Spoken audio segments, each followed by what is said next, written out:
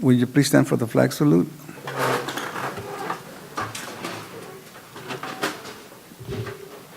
Place your hand over your heart.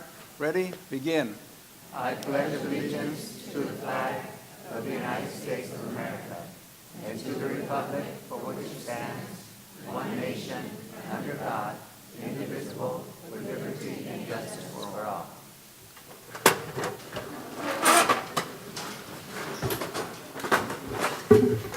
Roll call.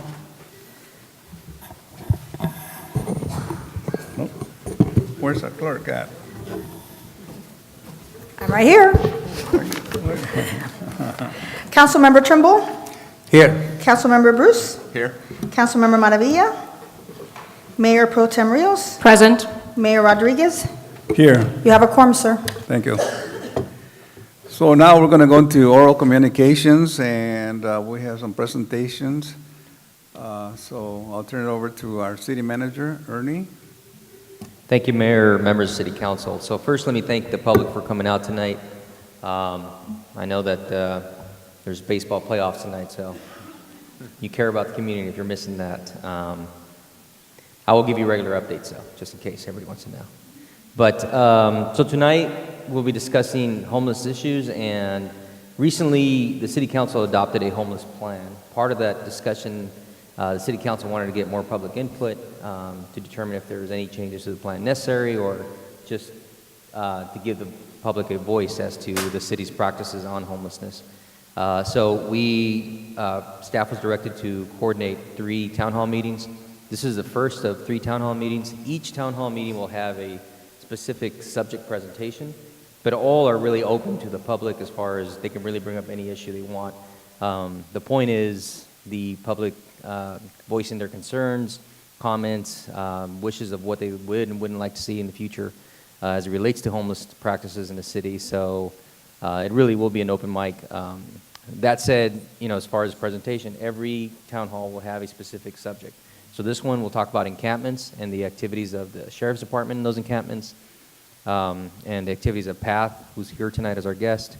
The next town hall meeting will focus on families and children, and the last will focus on outreach and prevention. But again, I want to emphasize for the public that there is no scheduled items for discussion. You could really bring up whatever you want when the time comes. So we purposely scheduled oral communications after the presentation so that you can hear the presentation and maybe provide additional insight into your comments. But again, this is one of 3 meetings that we have scheduled. With that, I'll introduce Linda Zuniga, who can talk about tonight a little further. Thank you and good evening.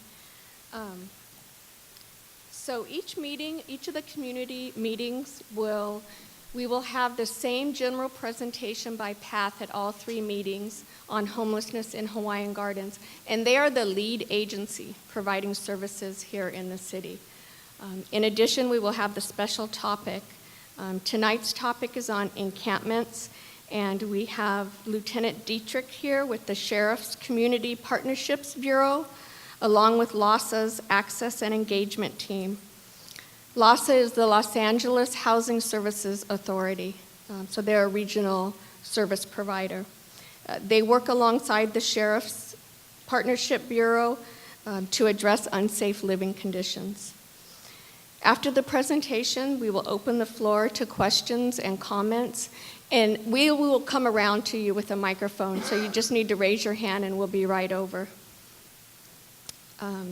There are copies of material at the front desk. We have our approved plan in both English and Spanish. We have flyers for additional community meetings, and I understand the PATH presentation, we did have the printouts, but we've run out of them. So those would be available at the Safety Center, and we'll make more copies for our next meeting. So at this time, I would like to introduce PATH, which is our regional agency, our lead agency, and PATH stands for People Assisting the Homeless. And this evening, our presenters will be Haley and Tomas.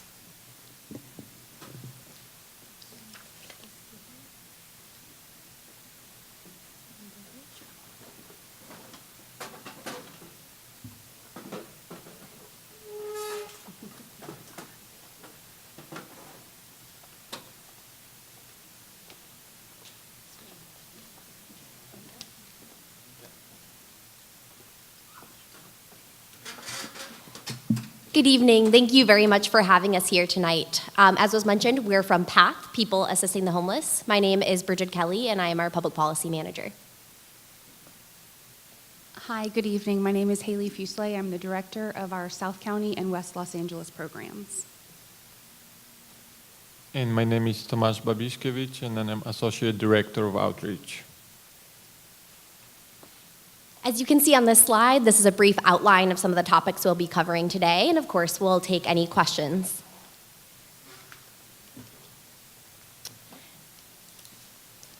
Past mission, yes. Oh, great, thanks. Appreciate it. Thank you. I appreciate it. Past mission is to end homelessness for individuals, families, and communities. And we've been working to address homelessness in this area of Los Angeles and throughout the state for 35 years now. We were founded in 1984 on the west side of Los Angeles, and we have since grown to be statewide. We do this by working with our neighbors who are experiencing homelessness by going out into communities, into riverbeds, under freeway passes, and working and engaging and building relationships with individuals experiencing homelessness. We also provide a variety of programs from case management to housing navigation, employment services, and the like. And we do all of this to help our clients end their homelessness by making it to their forever home. What we say is making it home. As you can see here, here's a snapshot of what was found for the 2018 Los Angeles Homeless Services Authority homeless count. This is a point-in-time count that is conducted over 3 nights in the month of January.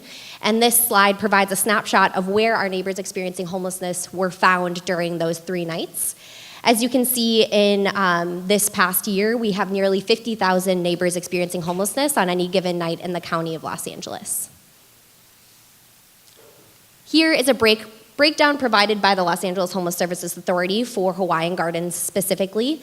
It provides a breakdown of the individuals who are considered unsheltered and sheltered. In 2018, in your city, there were 23 individuals experiencing homelessness found. Again, we stress that this is a point-in-time count. It's simply to give a better idea, a picture of where our neighbors are experiencing homelessness.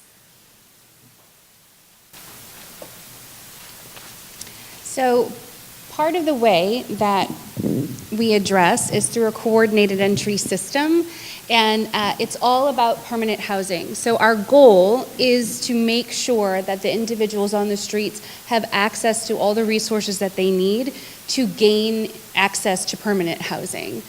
What we've done, what LASA has helped us do, is create one assessment so that every agency, faith group, nonprofit out there is coordinating the same assessment, asking the same questions to see what their needs are and how vulnerable they are and where we can then refer them from this assessment. It's all gathered together and one person mans a list, and so we match the resources to the highest person on the list, and we kind of grade them by their vulnerability. So each question is considered a certain amount of points, and so then each individual is given a score. And those scores allow them access to different resources as well as different agencies, and it helps us coordinate their care together. And this is done not only for single individuals, but for families as well as transitional age youth. Before our coordinated entry system, everybody was doing a great job, but separate. They weren't necessarily coordinating and speaking to each other about how to share resources and to make sure that all the resources were at the same table. And so with CES and LASA's help, we were able to connect and navigate and assess all together in the same way to make sure that more people are served with the appropriate resources. Does it work? I think over 10 years in this business, sitting together at the same table has been a dramatic change for our individuals experiencing homelessness. It is a quite different system to sit across from your partners to make sure that we're all working together for the same goal. You have the Department of Mental Health, the Department of Health Services, all nonprofits, police departments, sheriff's departments, sitting at the same table, coordinating care, and it's been a drastic change for all of us for the positive. And I think it's a lot easier to explain to the individuals what we're doing, time frames, and how they can access services. And these are our partners. So for single adults, for individuals experiencing homelessness, PATH and 4 agencies work together in coordination to make sure that everyone is not only counted, but served. And those other agencies are HYC, Whittier First Day, and Kingdom Causes, as well as the City of Long Beach. For our transitional age youth, which is 18 to 25, Homlessness is the lead, meaning that they make sure all the information and all the resources are disseminated properly so that all the youth get services. And for our families, it's the whole child. We are also a part of a fabulous collaboration. It's called the Gateway Connections. And again, we're all sitting together to make sure that the resources are allocated. But what we've done to make sure that each need is met is we've split our SPA, our service planning area, up into 4. And as you can see, Hawaiian Gardens is a part of LCA 4. And so what we do is make sure that all of these services are equally distributed throughout this area. So we have outreach teams making sure that they're going out doing the proper screenings and assessments. And then again, case management, including linkage and making sure those referrals are obtained, as well as housing location services, mental health services, and benefits advocacy. So, why is this important? It allows us to have a no wrong door approach, meaning an individual that is wanting services can walk in anywhere and get the same level of services at any of these agencies. They can walk into a faith agency, they can walk into the city manager's office, and the same information is being disseminated to these individuals, so it's all clear, so they don't necessarily have to shop for services anymore. It's a one-stop shop no matter where they start. LA HOP was just created. It's a fabulous system. So lahop.org was created by LASA. And this is a way for you as community members, our law enforcement, our city government, anyone can go onto this portal and make an outreach request. You can have someone that's been in your alley for quite some time, you know his name, you know his schedule, or you might see a new encampment that pops up and you're very concerned and you really want someone to go out to it. This allows you to give all of the information that you have on either an individual or an encampment in your area. And the request goes through to PATH at our team, and then we figure out who should go and see this individual or the encampment. And we have been charged with the challenge of getting out there within 72 hours, meaning someone is answering your request within 72 hours and therefore then following up with them afterwards for their short-term and long-term goals. Anyone can access LA HOP. You can go to, again, it's la-hop.org, and it's very, very clear. The first thing that you do is you see a screen that explains what outreach is versus what a 911 call is versus what a non-emergency call is. And for an outreach request, click on a red button, and then you hit the address, the cross streets, or as much as you know about the address, and then you also give as many details. You do not have to know the person's name. You might know what they're wearing, you might know what their color their tent is, you might know what business they go into, you might know that they're always at the YMCA taking a shower. You can put all that in there, and then the outreach team will go out. What to expect when an outreach team goes out there. And again, this is across the board from any agency. We engage. We start to create a relationship. We introduce ourselves. We build rapport. We can't force anyone to move, and so what we try to do is educate them right there and then on what we can get them to. It might be an ID voucher. It might be food stamps. It might be a shower, or it might be getting back to their mom or dad's house. It can be any of those things, but the first part is relationship building. The second part is housing navigation, and this is navigating the land of housing.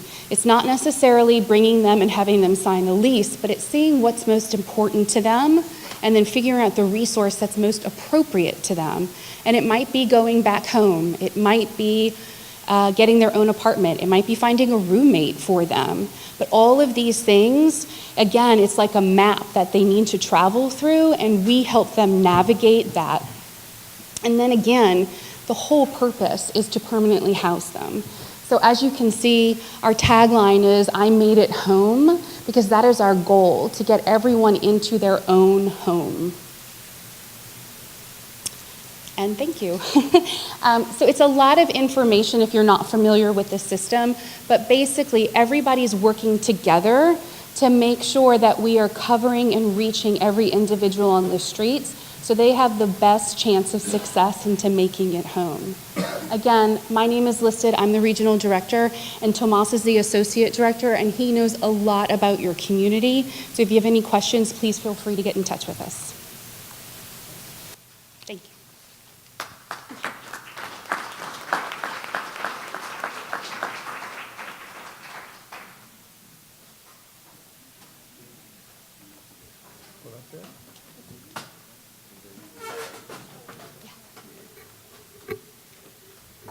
Brenda, do we have any more presentations? Yes, we do. We're putting up the next PowerPoint.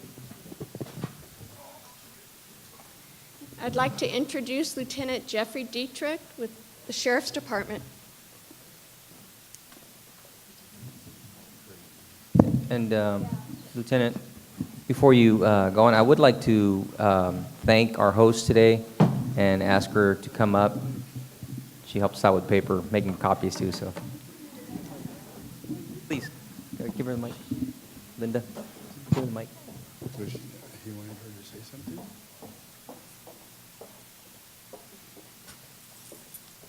Hello, welcome. My name is Mayra Lozano, and I am the principal here at Hawaiian Elementary. And so we are excited to have you here tonight. And I just wanted to share an informational item real quick. I will be having this on the table as well. This is regarding Measure BB, which will be on the ballot on November 6th. So we know it is very important for our community to be informed. And the flyer that you have here is in English and Spanish, and we'll be providing additional information for you to make an informed decision on November 6th. Again, thank you for joining us tonight, and Hawaiian is always happy to have our community involved. Solo un mensaje para las personas que hablan español, que tenemos información sobre la proposición BB que va a hacerse el voto en el 6 de noviembre, y deseamos que todos los ciudadanos estén bien informados para que hagan una buena decisión. Bienvenidos otra vez a Hawaiian. Thank you.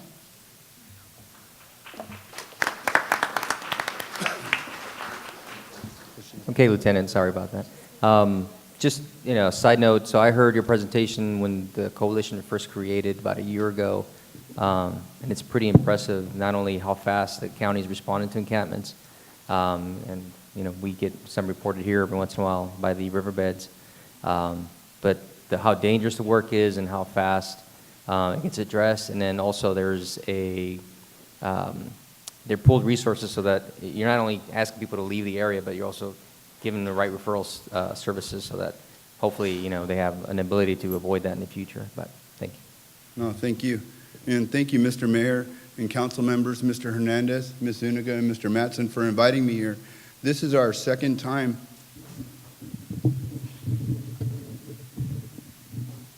here in the city of Hawaiian Gardens, which shows how vested you are in the process and how important it is to you and the community that you serve. My name is Lieutenant Jeff Dietrich. I'm the lieutenant that oversees the LA County Sheriff's Homeless Outreach Services Team, and that's why you hear the term host. And you're going to hear it throughout LA County because there's also another host program being modeled by other police departments. And so in the end, we'll probably discuss that a little more. But my goal today and what we found is with the work that the men and women of Los Angeles County Sheriff's Department does, we don't communicate that with you. And you're who we serve. And so the purpose for me to be here today is, one, to go over the things with the council members, and for you, the public, to understand what you have at your disposal to serve you and the policies and the protocols that our deputies employ and that we're held under to accomplish the goal, which at the end of this is to eradicate homelessness. And then asking that question, what is our role as law enforcement? So we'll discuss that. And I think it's important first to start with, where are we? If you look in the United States, there's over 553,000 people who are homeless. 69% are over the age of 24. California accounts for 25% of the nation's homeless population. That number is astronomical. That's huge. And California has 68% of the nation's unsheltered population. And why is that? The weather.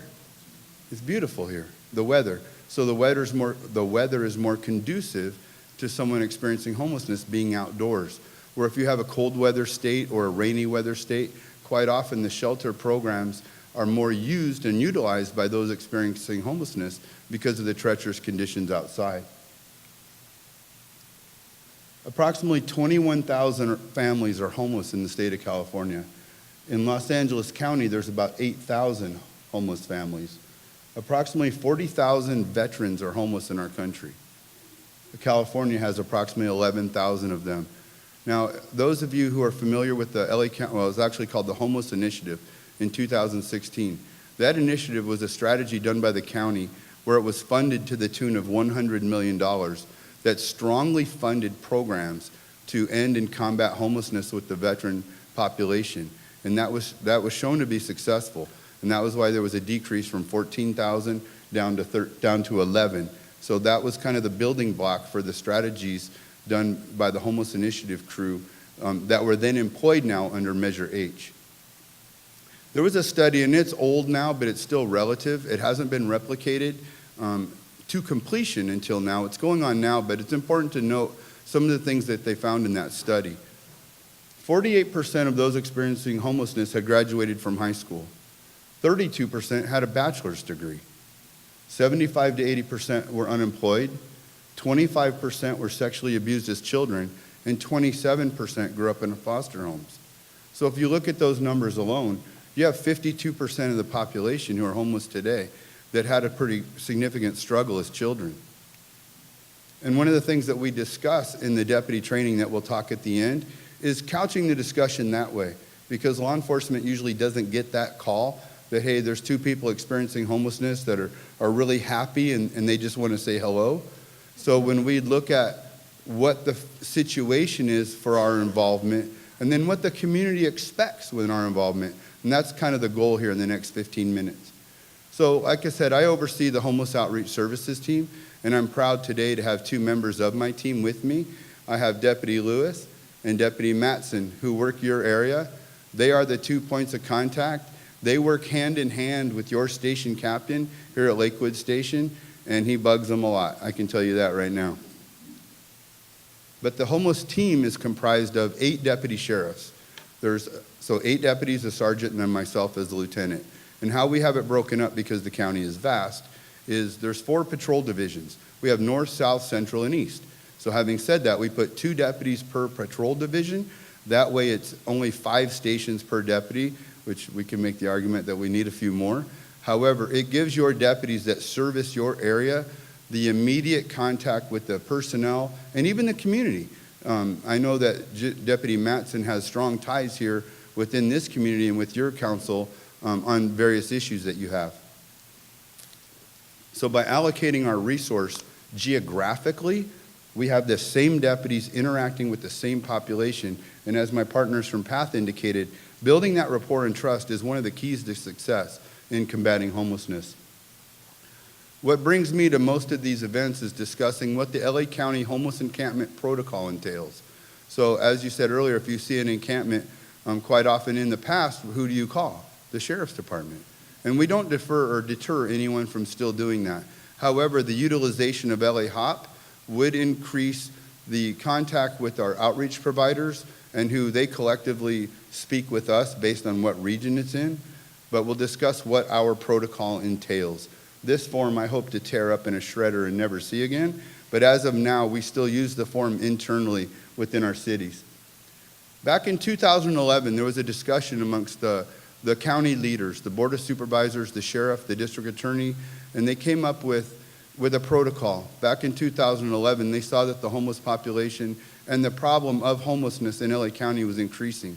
So what they did was they came up with a protocol. And what the protocol does is it addresses a homeless encampment from beginning to end in a dignified manner with respect for those that are experiencing homelessness, also respecting their constitutional rights, which don't end just because you're homeless. And it also empowers the deputies to follow a protocol that's laid out in front of them, which to date, and I have to knock on wood, we have had 0 lawsuits, 0 uses of force, and 0 citizen complaints in any homeless encampment cleanup in LA County since 2011. So it shows that the protocol works and that it's a very effective tool on accomplishing that goal. So what is it? The protocol simply states this.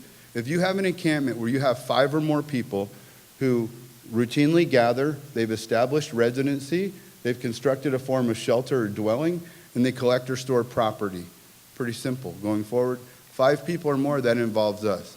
So what happens is this. Someone sees it. It's identified, and then it's reported. In the past, it was on that form, and now in the future, and today it's LA HOP. It goes to the CEO's office, and within 72 hours, the CEO deploys my team, along with my partner here from LASA, and we'll get into that at the end. We have a LASA homeless engagement team that's actually attached as partners with my team. So when we deploy, it's us plus them, and then a lot of different substance abuse counselors, mental health component. We call them our heroes. You know, we're their secret service. We make sure that they're protected, and we provide that secure environment for the outreach workers to combat homelessness with those people that they're engaged in. When we go out, that's the assessment. They see what we have. What is the lay of the land? How many people are there? What's the current situation? And one thing that we do find is if there is a criminal element that has infiltrated that encampment, they are a barrier to outreach. We have found encampments where the criminal element has been there, and once removed, people have taken services that they hadn't taken in 10 years. And so that's why I'm very blessed to have the most professional men and women that are on my team, and they make that assessment. And so there'll be some that say, well, you guys aren't enforcing the law, and that's not true. And I'll answer your questions about that later. The criminal element is not allowed to infiltrate these encampments. As the outreach period goes, it depends on where the encampment is. If it's somewhere that's innocuous in the sense that it's not an exigency where you have near a railroad tracks, in a waterway where we're going to have a flood, it's to the point where it can be there for a minute to allow outreach to engage. There's a time frame, and that time frame varies. And outreach then is dictated by our outreach workers. And they will turn to me, and Kim Barnett, raise your hand, Kim. She's the supervisor for the team that's embedded with me. And they'll tell me, hey, this is how much time we need. This is what we're looking at. And we can usually accomplish what we need based on their time frame. So we have identification, assessment, outreach, and then posting. There comes a time when this situation has to be cleaned up. Quite often the encampments have unhealthy, unsanitary, dangerous conditions. And I'll show you a picture of one that could have blown a city off its foundation. When the time comes for cleanup, we post, we give notice. And it'll say on January 13th, 2018, this encampment will be cleaned up. That's one of the things that was done through case law, where there was a municipality that had a similar protocol, but they just showed up one day and they cleaned up, and there was some significant issues that occurred. And the judge basically ruled that that municipality had not given the people just the simple respect and the simple courtesy of letting them know they were going to clean it up that day. So the county leaders back then, they recognized that, and they embedded that in the protocol. And then finally, we have cleanup. Most municipalities get sued in this genre over this issue. When we clean up a homeless encampment, the person who is there, right, wrong, or indifferent, they have a constitutional protection to their property, the same way as you and I do. And municipalities in the past would throw things away that maybe they shouldn't have. And so the Fourth Amendment protects them against that encroachment by the government, which is us. When we do a homeless encampment cleanup, we respect those rights by storing their property. Quite often, the homeless people that are experiencing homelessness will show us, this is trash, this is my property. I can't carry this. And I'll look at it and go, neither can I. That's a lot. So what happens is the Department of Public Works, they will bag and tag it. They give the person experiencing homelessness a receipt, and they're given 90 days to pick up their property at a storage warehouse that's relatively close to that encampment. By doing that, we protect the municipality, being if it's an encampment in the city of Hawaiian Gardens, by storing that property, we protected your city from losing millions on a Fourth Amendment violation.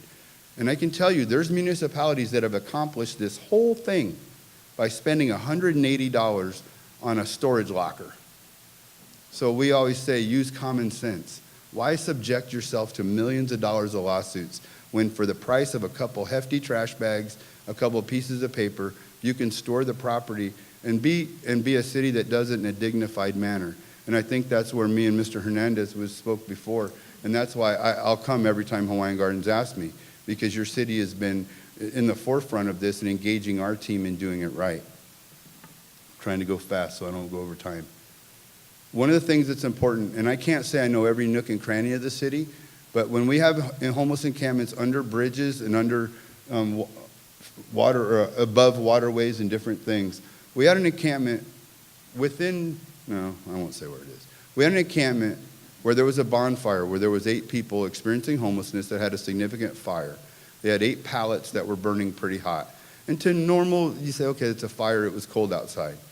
However, when we were called there and we looked up, we saw this huge tube, and it was about 4 feet in diameter. And what we found was that was a natural gas supply line to a city. That encampment, this whole protocol got accomplished in 1 hour because it was too darn dangerous. And you look at, what if we have an earthquake? What happens to anybody down there? And so sometimes it isn't improper to address these efficiently and quickly, because those experiencing homelessness, they look at that as shelter. And we have a responsibility to look at that as danger. It's not that we want to do that, but that is a dangerous place to be in an earthquake, because nobody's going to save them. Everyone's going to be struggling. So those in those treacherous areas, this protocol has to be enacted and enacted quick. Here was one where we found 27 people underneath a bridge that was condemned after we had someone survey it. It was ridiculous. And so part of the protocol also, there's a human dignity factor where we have to kind of look out for those that aren't looking out for themselves, because shelter is important. It's nice to have a roof over your head, and that's better than being out in the elements. However, that's too dangerous for someone to be at. One of the things the Sheriff's Department does is, how do we convey all this stuff to the deputies in a convenient manner? Well, it's impossible. We have 10,000 deputy sheriffs. We have, 32 patrol stations. And so what we came up with was, during all the process, was the first responder homeless training. And it's the first one of it in its kind. And what we teach is, we start with this: understanding the homeless population. We talk to the deputies about who can be homeless, and it's eye-opening when you see some of the stories. And I gotta watch my time, I might be able to tell one. We also talk about the stages of homelessness, because as we know, those who've been chronically homeless for a long period of time, the engagement process is very difficult with them.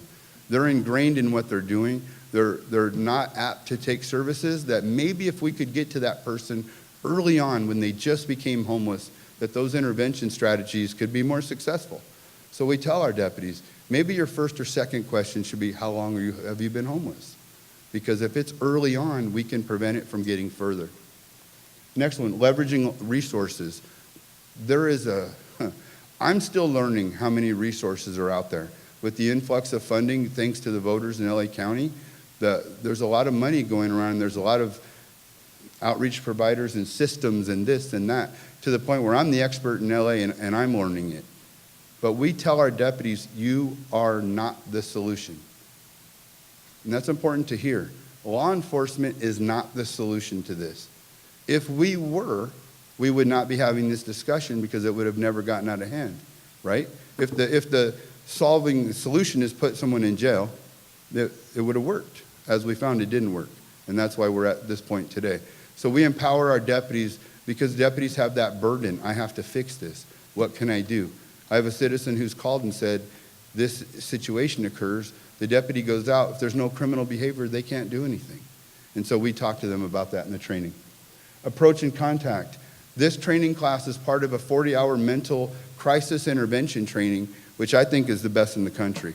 Our psychologists and training staff on the LA County Sheriff's put this together, and this 2-hour block is held within that 40-hour training class. Enforcement and collaboration. We teach to whatever degree we can all the resources that are out there, and like our partners at PATH, the information that you're going to see about who's the case managers and who's responsible for outreach, it was never given to deputies before working that area. These are deputies that work this area now, do consistent in-service training with the deputies at Lakewood Station that service Hawaiian Gardens and the other contract cities with the information that we're giving to you here today, so the deputy sheriff has that at their fingertips. That didn't happen before. They hopefully knew somebody at a church down the street that might be able to intervene. Lastly, legal considerations and potential liabilities. Our policies relating to homelessness is guided by respect for the civil rights of the people we serve. It's never perfect, but our heart is in the right place in the sense that we respect the dignity and rights of everyone that we serve. And in interacting with those experiencing homelessness, when that's our guiding principle, that's why our policies and procedures have been successful to this date, and as we'll learn later on. I'll conclude with this.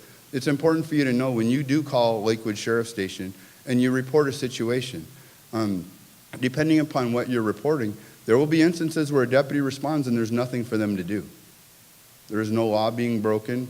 There is no reason for law enforcement intervention other than to make you feel better. And that's the bottom line.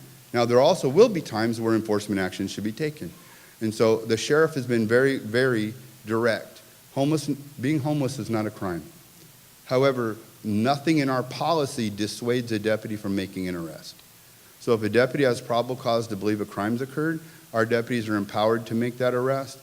But if there's a small act of living, maybe a drinking in public or something small, where we could connect them to our heroes that are the outreach providers and get that person help and get them off the streets, that's better for everybody. So that's kind of the guiding principle behind it. Thank you for your time. There's a lot to go over. I just did a 2-hour class in about 15 minutes. So I thank you, but it's important to understand that part of it, because a lot of people say, well, I called 911, the deputies didn't do anything. And understand that if it's not a criminal matter, they won't do anything.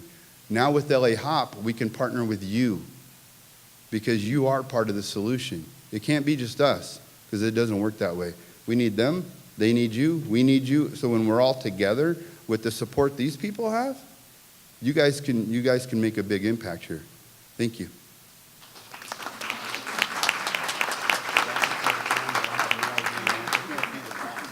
Thank you, Lieutenant Dietrich. I want to give a special thank you to both of our presenters from PATH and from the Sheriff's Department. From PATH, Haley, Tomas, Bridget, Elizabeth, thank you very much for being here and your presentation. And again, for committing to attending all 3 of our community meetings this month. The Sheriff's Department, Lieutenant Dietrich, Deputies Matson and Lewis, thank you very much for being here this evening. And Okay, so I think, Mayor, we're ready to take public input on, and again, these presentations are different every meeting, and they're meant really to trigger kind of thought process about homelessness for you, but there is no subject line, so you can really talk about anything you want at this point that the council can consider. And I do want to recognize Linda Johnson, our friend from Janice Hahn's office. So,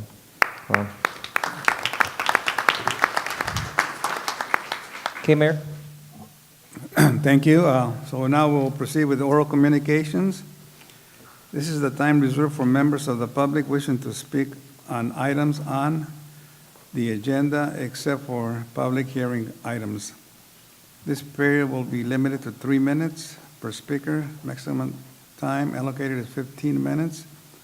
Upon conclusion of oral communications, the City Council or City staff, at the direction of the Mayor, may respond to any questions or statements that were presented by members of the public. The City Council is prohibited by law from discussing or taking any action on items presented during oral communication. They're not in the agenda. So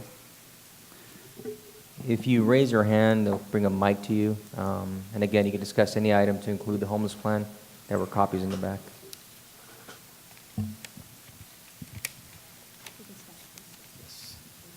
Hello, good evening. My name is Jesse Alvarado. I live on Ibex Avenue and 223rd. Yeah, I do have a question. About 6 months ago, the council, we got together at the safety center. We talked about the homeless issue. And the council agreed to have town hall meetings like the one we're having tonight. However, it never happened. So that caused a lot of problems, a lot of controversial at the chambers. People were not happy. People were not honored the opportunity to have this kind of presentations and to be able to express their opinion. So I'm just wondering what happened there. I know Mr. Hank Tremble, Barry Bruce, and Mariana voted in favor of this program. So, I think it would have done the justice to our community to have these town hall meetings in advance like we're having it today, so people be informed and be informed based on informed presentation, people can make more informed decisions. So I'm just curious what happened there. Thank you.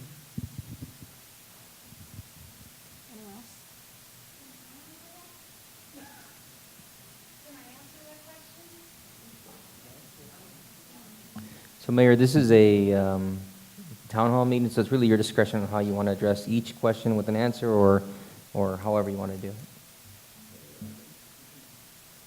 I think it'll be easier if we do answer after every question. That way we won't forget what the question was at the end of the oral communications.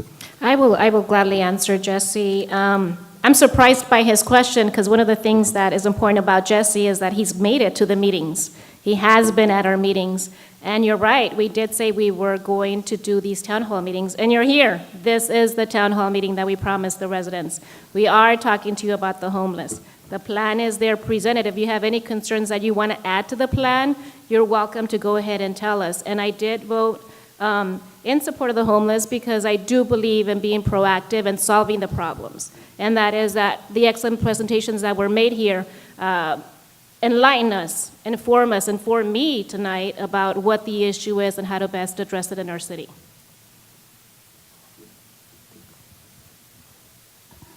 I wanted to comment also. I voted in favor of working with PATH, and Terrell's done a beautiful job. I've been to a couple meetings at the safety center, and I had to just sit back against the wall and let them do their thing because it's a beautiful organization, beautiful other organizations that work with them hand in hand, and Hawaiian Gardens, they're making us look beautiful. Linda Johnson and Janice Hahn are behind it because they are involved with us. I believe we're one of the leading cities. And Jesse, you were at the meetings, you were at the town hall meetings we had. Yeah. And we had meetings at the safety center, whatever they were called. But this is the town hall meeting that Mariana Rios promised we'd have a series of them. And this is one of the series that we're having. I have a question. Okay. My name is Isabel Delgadillo, and I live on Clarkdale. My question is, what has the city done in the past to provide information for the homeless or for families who are displaced for whatever reason? What has the city been doing in the past? Why don't we have something in set already to help these families or the homeless? And also, how much training have they had? That would be Linda. Yeah. So the city has a community outreach office. So we do have an office at City Hall area in the Recreation Department dedicated solely to community outreach. So as far as homelessness, our community outreach coordinator does have the resources, is a part of our homeless coalition, does have local connections in the city and throughout the county to make those referrals on a regular basis. Can I comment on that? May I comment on that? Path. You just can't go ask a homeless, come on, I'm going to help you. They don't trust anyone. What they do, they spend hours on the street just saying good morning. come by, say good morning. And after a while, they'll get a good morning back, and then they start a conversation.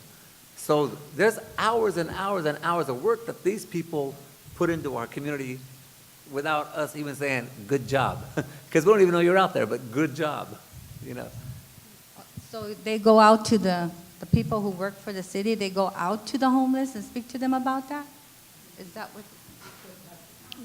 So just let me clarify that. Talking about So, the ones that work for our city. yeah, let me, so to your original question was, what was the city doing in the past? Yeah, That's what Linda brought up. The organization Path is really a coalition through the county that they're doing that now. So they're not city employees. They're their own organization contracted by, is it SCAG or? It's contracted by the county basically to provide this service for our city, but they're not city employees. Prior to that though, and currently we still have an outreach person who people can go visit and get help. But I hope that answered the question. Well, I mean, I do believe that you open the question that we need to do more pretty much. If you're asking the question that we don't, you know, how are we getting it to people? Obviously, people are out in our community that don't know it. So I believe that the best answer is LA Hop. I believe that we do need to put it on our website. We need to put it on our newsletter, particularly in regards to the homeless families. I believe, you know, because of the proposition, there's a lot of need in our city where we are just good-hearted people, that we take people in, you know, if they're in that kind of situation, and people are living, many in one home that can take advantage of this program and preventive actions. So hopefully that will resolve part of it. And ma'am, also, there was one thing I hadn't brought up because I was waiting for the date to be confirmed, but one of the components of our host model is this. There's going to be a day in October, and I was hoping to have the date, that's what I would tell you, and I don't know the date yet, to where our team, the entire team, not just your 2 deputies, my whole 8 deputies, along with cops teams from throughout the county that meet with deputies that service your area. And we call it a proactive outreach day. So what we'll be doing is we'll go to briefing, we'll all meet with the outreach providers, and then we'll be deploying proactively within your community. And so, and when we do those proactive days, which are unique, they haven't happened in the past, you'll see 25 deputy sheriffs with like 40 outreach workers, and you haven't called for that. And then we're going to track it and see what those are things we'll do. And that'll be a way to proactively engage those experiencing homelessness in your area in a way that's never been done before. Because it's not a call for service where someone was complaining. The deputies that work here in Hawaiian Gardens will be the ones that guide where we go that day. And that proactive outreach day, we've done it elsewhere, and we've seen significant results from that. Okay, when this plan was presented at the council, can you hear me? Oh, Francis Rodriguez.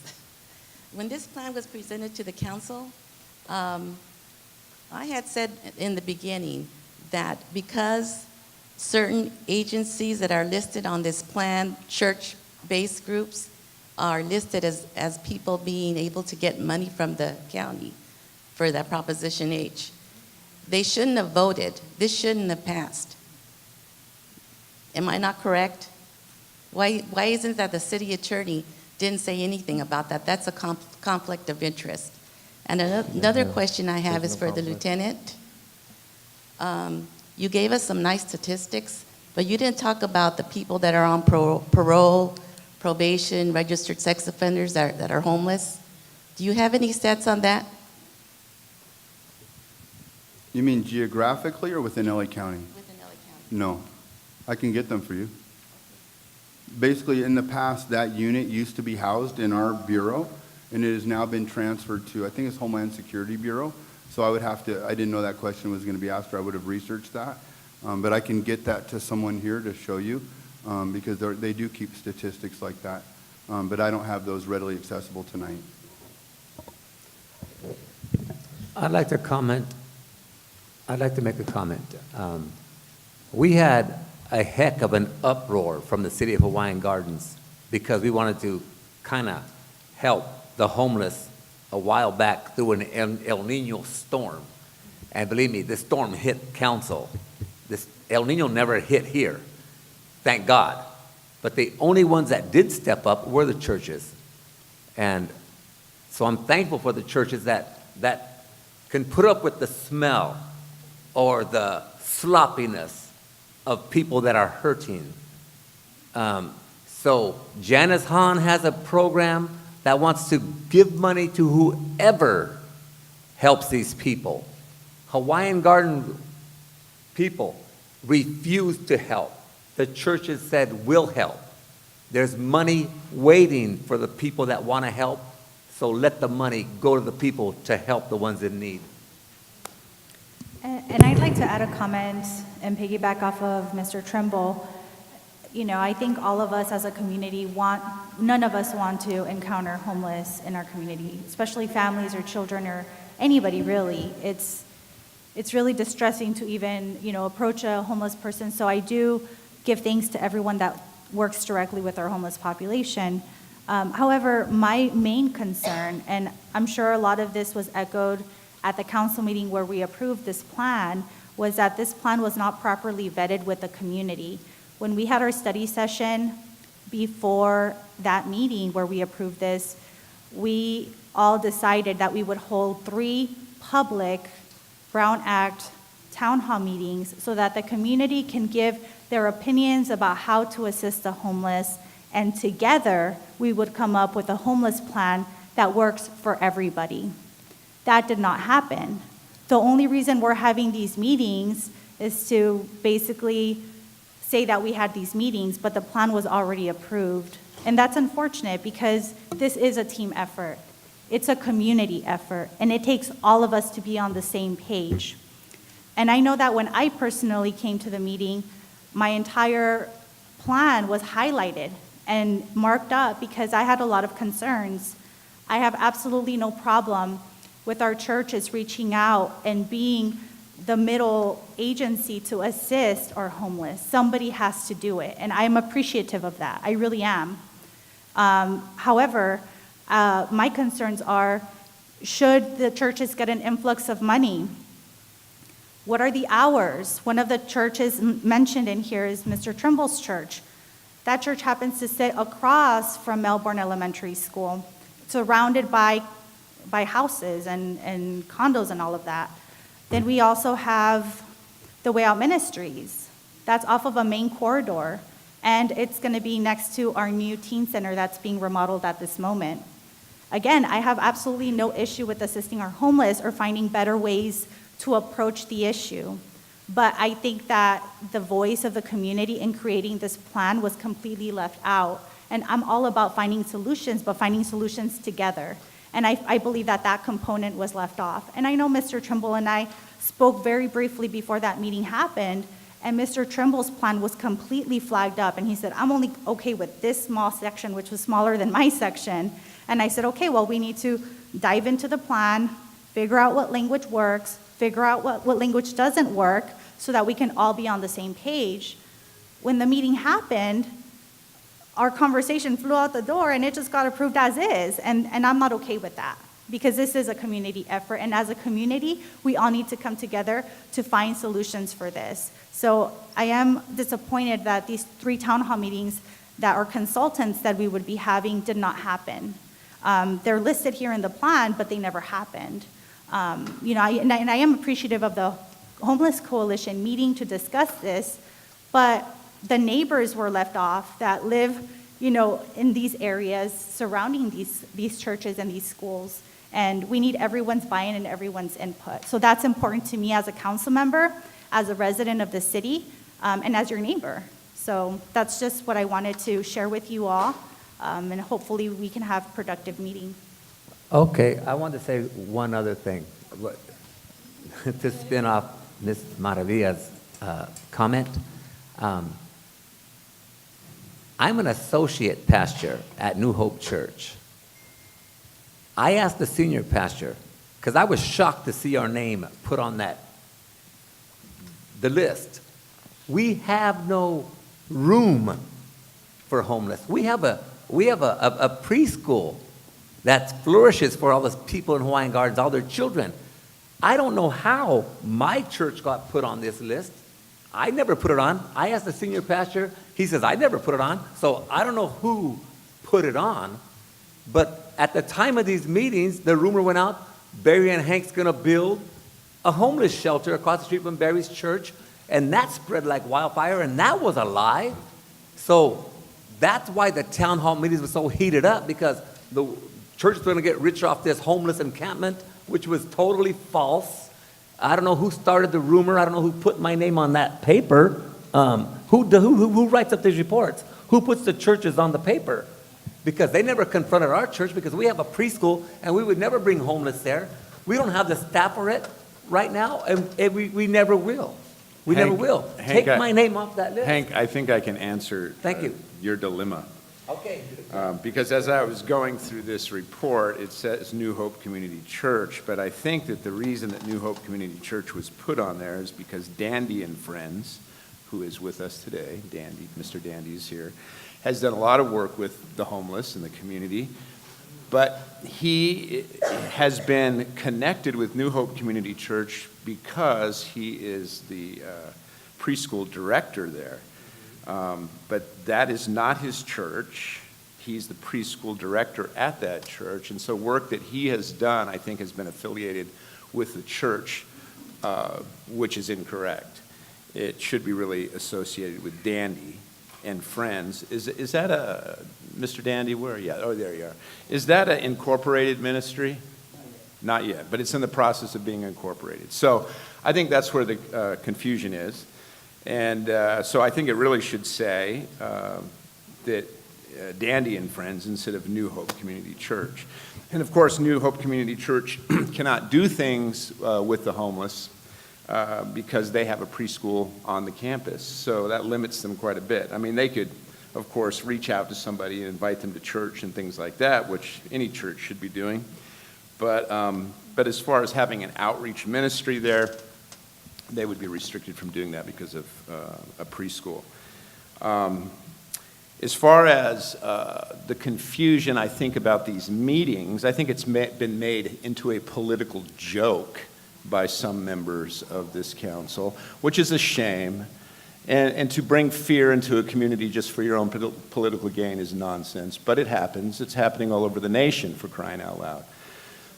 But what is going on here is we saw this as a concern for city council because this is the city. We are the council. Homelessness is here. It's not going away. You're not going to make homelessness go away because you don't like it. I don't think anybody likes homelessness in any city in the United States of America. But it's something that we have. And as a city council, we need to see what is happening in our community and do something about it. There was a lot of money in the county available to cities who are willing to put together some sort of a plan to show that they were interested in alleviating homelessness and meeting some of the needs. So we as a council began to look at things that we could do. It was a council thing. To bring in the city at that primary stage would have been ridiculous. Quite honestly, all kinds of people getting involved and throwing out comments and stuff like that when the council doesn't even know what we're doing is not a good idea. I'm sorry. I'm not in favor of that. I'm in favor of bringing the city in when we've figured out as a council how we might address it, which is what we're doing now. We have told all of council knows, and if you have been misinformed from people on council, then maybe you should reconsider who you're a constituent of. But the fact remains that we came up with this plan. We had to do it in a timely fashion in order to get the money and to qualify for the monies. That's why there was a rush. But we have told the community and the council all know that this plan can be changed. This plan is a work in progress. Even if we put something down here and we have these town meetings and we see that the community is not interested in doing certain things, we can change things as a council, as long as you have a council. If you don't like the things that the council has decided, you can elect new council members. I mean, you're the voters. So the point is I think we've done our due diligence in being a council and trying to look at these problems and these resources in a positive way before we present it to the community. And I think this is the correct time to have these meetings, is now that we have some sort of a plan. And I think if you guys will actually, I hope you'll get a copy of this plan, and I hope you'll read this plan. This is a great piece of information. And it answers some of the questions that some of you were asking, because obviously you are uninformed, but this paper will inform you quite a bit. It tells you what the city is doing, who the connections are with the city, how the city is trying to alleviate this problem, and the ways that we're doing it. It gives you all that information. And it's very thorough, and it's a good piece of work. I applaud the council that put this together. I applaud the staff that put this together. It's a good piece of work. Look at it. I wish that everyone could have looked at it and read it thoroughly before they came to the meeting tonight. I think that would eliminate a lot of fear. And again, fear usually comes from ignorance. We need to be informed. We need to be informed. And when we are, I think the fear goes away and we start saying, wow, these are some good things. So again, as far as work that ministries have been doing, churches have been doing, law enforcement has been doing, PATH has been doing, the Whole Child, all these different groups, we've all been doing this for quite a while. This is not something that we started just so that we could apply for something. Way Out Ministries has been doing this work for years and years and years without any city assistance whatsoever, okay? Mr. Dandy and friends, he's been doing this for a long time. We ended up connecting because we had a similar passion. PATH has been doing this for what, 34 years? 35 years. So, I mean, and then the department, the sheriff's department has been doing this for how long? I mean, you guys are getting better and better and better at it all the time because of new training programs and things like that. But this is something that's been ongoing. Homelessness is a problem. Homelessness is not going away. We need to do something about homelessness in every single city. And I think this is a great policy. I hope it continues. My goal is to eradicate homelessness, and I admire the people that do take a proactive view, like all of you who are sitting here, who actually give people showers, who actually approach them, who actually see them. And this is an opportunity to solve and do something about an issue that we do have in Hawaiian Gardens. We don't have a lot of numbers, but we do have the issue, and we cannot just close our eyes. Before this, the churches were active in helping homeless individuals. This has not started just because we passed a plan. And it's sad to see that churches are being attacked and that fear continues to be instilled in people, because the point is to diminish our fear, not to give people fear to run on. We need security in terms of what we're doing. And saying we're going to bring homelessness across the school, that's not okay. I'm glad that it was clarified in terms of that particular church. But as I'm talking to the residents, there are real concerns in regards of the individuals that are seen in the streets. And my question is for the officer here, Officer Diedrich. There have been concerns of individuals out in the streets doing things that are not good to be seen, like using the restroom in public or throwing things. I've talked to our officers here, and they have clearly answered the question. However, people in our community are still being told about these rumors, still being told to, have fear that these people are coming of some sort. But if it's a criminal activity, what is your response? If it's a criminal activity? Yes. The person will be arrested. Now, what you have is a myriad of things that happen in each community. If a deputy has probable cause to make an arrest, they can make a lawful arrest. You also have behaviors exhibited by some who suffer from a mental illness crisis. And that's where it's important for that call to be made to the Sheriff's Department, because we have our mental evaluation teams. The money that the county's put into that, I can't quote how much, but basically where there was only a few teams, now we have over 25.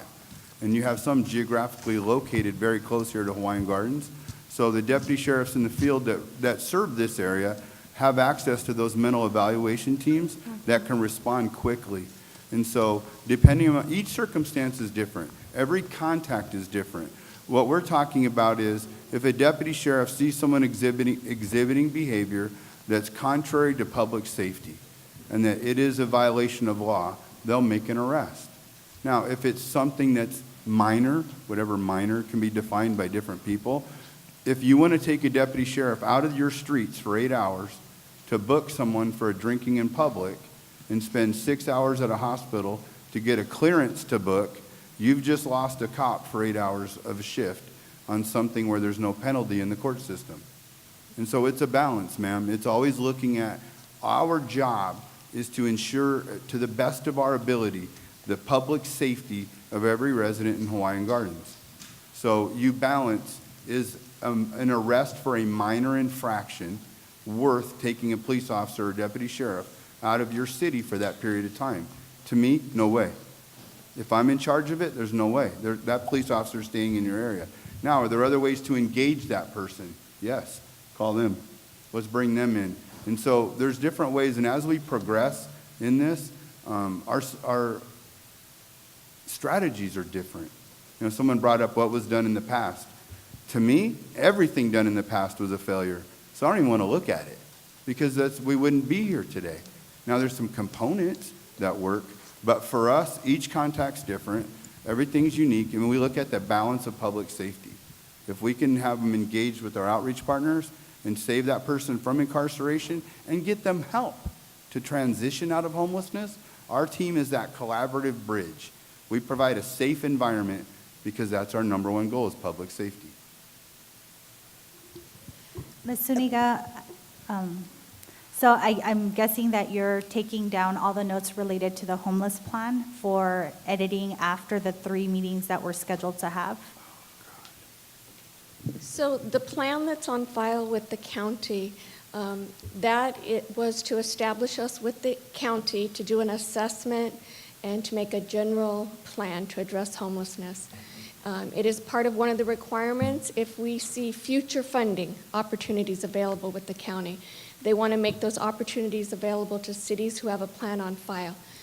Now, formal action on homelessness or any type of plan or motion going forward could be done by council at any time. It would not require us changing the plan or modifying it. The city council has the power to make new initiatives, new plans at any time. So who, I know that the community will be providing input at this meeting and the future 2 other meetings. So are those being written down by somebody so that we can then bring them back and go over the plan and see if there are any modifications? I got it, Linda. Yes. So once all 3 town hall meetings are concluded, all of the public's comments, recommendations, concerns will be provided to City Council, who will then be able to incorporate their comments and concerns to revise the plan. So I want to be clear that this is your plan. In other words, you can change it, modify it, cut it down, add 100 pages, subtract 100 pages, whatever you want to it. I will say that as staff, the process really, in a way, we are, collecting data after the plan was submitted because the reason we have a plan is we got a grant from the county to create a plan, and that grant put a deadline, a really short deadline, and so it wasn't done in I think the way that we're trying to do it now. And so for that, in that reason, I can tell you that we as staff could have done a better job with that, with regards to applying for the grant earlier and those kind of things. But ultimately, because it's a fluid document, and that's why I say tonight, and I'll say it every single town hall meeting we have, anything that you think does not work in that plan, provide it, to staff, to city council, so we have the opportunity to change it. What we'll do is, because I just learned about the lahop.org website also, we'll put something on our website to have that, and we'll also dedicate an email so that you can provide any comments, concerns related to the plan, so you can take it home with you today, and anything you don't like or dislike, we'll have an email set up just for the plan so that you could submit an email and a phone number to call somebody if you don't want to submit an email, so that we can collect all of those recommendations, all those concerns, and we'll provide all that to City Council to make a determination. And that could be as simple as, Councilmember Trimble said that, the confusion about his church being named in there, those are little fixes that we can do, but, so anything little you'd like to see, anything big you'd like to see, we'll make it a little easier as far as being able to submit information, but it's all really an open book, and you can dictate any changes you want now and in the future. I have requested also that the plan is in Spanish, so if you have any concerns, you can go ahead and do that as well. Pedí que el plan esté en español, si quieren leerlo en español, dar sus comentarios en español, se van a incluir ahí. So, están diciendo que pueden mirar el plan, si tienen cambios, decirnos que son los cambios que quieren hacer. Honorable Mayor, if I may, for just a quick second, and members of the City Council, there are lots of speakers, so what I've done is I've started issuing numbers because there are different people that want to speak, and I'm going to be running the mic. So I just wanted to let you know what we're doing on this end so that you're aware. So sorry. Hi, my name's Terrell Bruce, and I live on 224th Street in Hawaiian Gardens, and I also am the case manager and social worker at the Way Out Ministries. I wanted to just address a couple things. I'm going to do it real quick because I know I'm going to be timed because it's me. I wanted to let you know that this is not really a plan. I've read it. I was told to write it. What it is they did a research into our city. That's what it basically was. What is already happening here? What are we already doing? So I have to say they came to us. We were the ones, Mr. Dandy, us, a couple other agencies, the Community Resource Center, different agencies that are reaching the community already without any funding from anybody but us, okay? So they came to us and they said, what do you do? And we told them what we do. We had meetings upon meetings. I'm right, Ernie? That this is more what it kind of was. Then she said, okay, looking at all that's happening, this is what we need to do. So in reality, no matter what you're hearing, in reality, we're following her plan. Her plan was to now hold town meetings, not before they voted on it. All they voted on was, yes, we want to be a part of what this city wants to do, okay? Secondly, I've heard at every meeting I've attended, and without using our ministry's name, but that's what they're saying, is that the Way Out Ministries is going to get tons of money. We don't need the money because God came through. I prayed and I asked God, and I wasn't the one who approached the possibility of money. We weren't the ones who asked. They came to us and said, you're doing it. Maybe you're the one who should receive some of this funding. I said, I don't know. I don't know how this works. I've never done government money. They said, write a plan. I know you're moaning, but it's not working. So what happened is they came to us. We went to our Father. We went to Jesus, and we said, Lord, help us. Do we need this money or not? You know what he did? We opened our resource center on June 1st without a penny from this funds. God brought it in. We had people come in and paint. We had people who said, you have a roof leaking, we'll fix your roof. We're going to do it all because we believe in what you're doing. And it's open, and we help people every day. And these people right here, we partner together. These are my friends. Deputy McCarty is my answer. He and I call each other all the time. Martha, we're working already on this problem. We didn't need a plan. It's him who put this plan together. Now I'm blessed because I'm now working over here with possible shower possibilities. God is good. And so another person that gets up here says, I'm getting money, or Mr. Danny. We aren't. We spend a lot. I'll be honest there. We do to help these people. But people are getting helped every day in this city. We baptized 5 from our outreach. We fed 62 people, and nobody even knew it last week. They were behind our building. You wouldn't even know it. Because we're good. We don't make it look. And if you want to, I was talking to Mayor Rodriguez. I said, if you guys want to see an amazing place that reaches out, it's a shelter in Whittier. You'd never know it's a shelter. It's how you run things. These people are my friends. And they care. They're good people. And I'm thankful for all these people that love them too. So thank you. But I just want to clarify that. We are getting nothing. Thank you.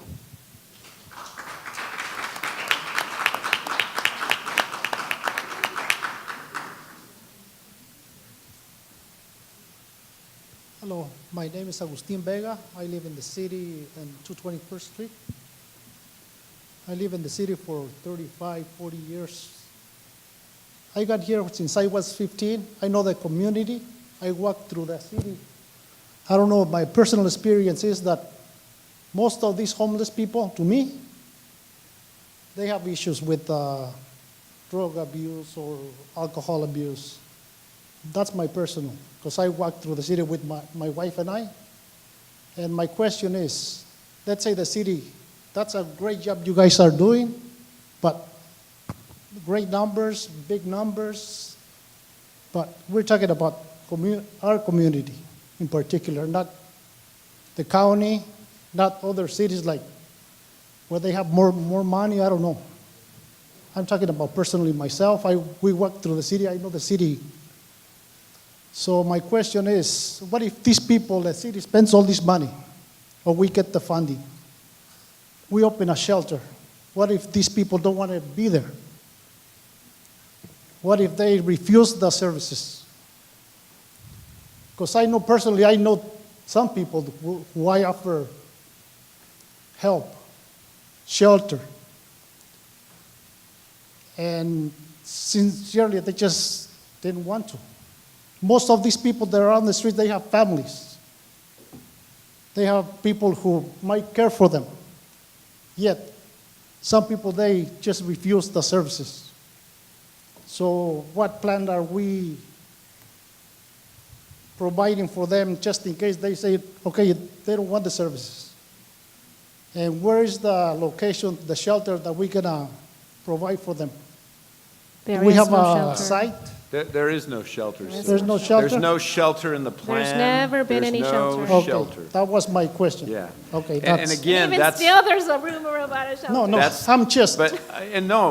But that's the fear that has been spread, unfortunately, which is not, it's not even in the plan at all. And believe me, I have no fear, because we walk through the whole city. Some people might fear, oh, we're not going to walk in the night. Some of you have seen us walk through the city. And I'm not fearful. I've been here for too long. So I know the community. I've seen people come and go. I see council members come and go. I've seen so many people come and go. I'm still here. Most of my family, they lived in the city for so many years. They all gone, except us. And I love the community. I know I care about the community. So that was my concern. Like I said, I don't know about you guys, but I think that's a great job you guys are doing. But, they need some council, mental services. And you're right. They do. Yes. There's a lot of people need mental services. A lot of people have drug problems. A lot of people don't have drug problems. They only have mental problems. And people think they have drug problems. You say that these people have resources. Most of them don't have family that will do anything for them or can do anything with them. Some of them live in their cars. Some of them don't have a car to live in. Some of them are families. Some of them are children. We have children that are homeless in our community. So it's a huge, multifaceted problem, but homelessness is with us. And it's not just a Hawaiian Gardens issue. It's a county issue. It's a state issue. It's a United States issue. It's something that we are all facing. And Hawaiian Gardens is part of the county, Los Angeles County, and it's a county problem, and it's everywhere. And since homeless people are transient, they move from place to place. And we have to be able to reach these people and provide for the needs of these people with the intention of course, everybody wants to get them off the streets. That's the goal. Get them off the street, get them into a safe place, get them into a mental health program because so many of them need it. Get them into a drug rehab program. That's the idea. Many of them are suffering from PTSD. Get them in counseling. So that's really what we're all trying to do through all these different networks. But because there's so many different, you can see how many different people are involved. It's because the problem is multifaceted. Lots of different problems. We all need to work together to meet the need. Hello, my name is Sal Flores, and I work for the Moskowitz family. We have several businesses here in town, and we had a little meeting here a while back with Ernie, and we thought this plan to feed the homeless is really good. We've always fed the poor, but we're doing it the wrong way. We said here in this report, you say we had like 30 homeless. She fed 65 people today. What are we're bringing them in now? Are we gonna save the county? All the homeless are gonna come to Hawaiian Gardens? How many does Cerritos serve? How many does Artesia serve? You know, we have a business right down the street here from your church, Barry. We haven't had but problems about the last 6 months. You can tell Letty right there. We can't call the police because these homeless come in, take what they want, disrupt our customers, and leave. At the bingo, you can go to the bingo every day to the bingo. They're knocking on the doors, trying to use our bathrooms. When we're closed, at night, they're out there panhandling our customers. Same thing at the casino.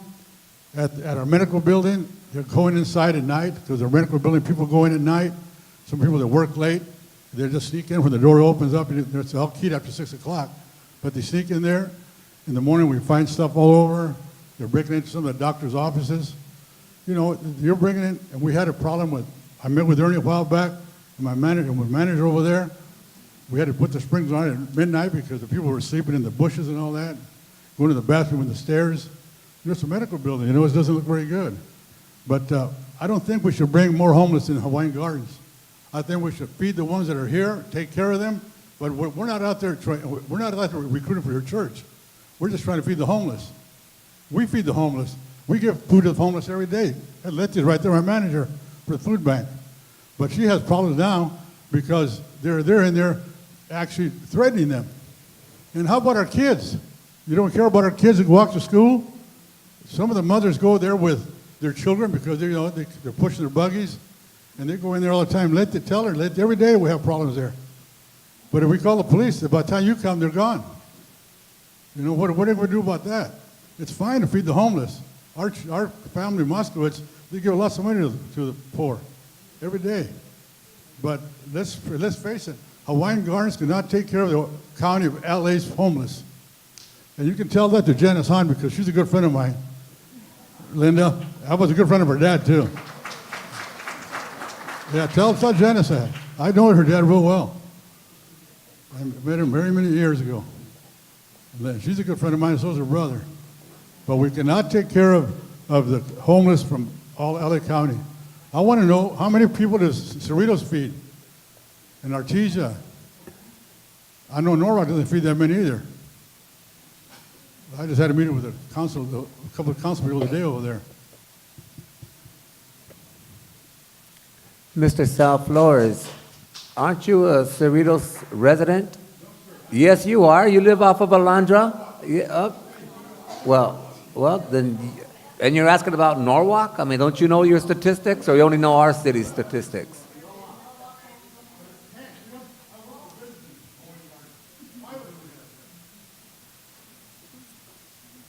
I think we should really try not to attack the public comment because we want everyone to be able to say what they want to say here at this meeting.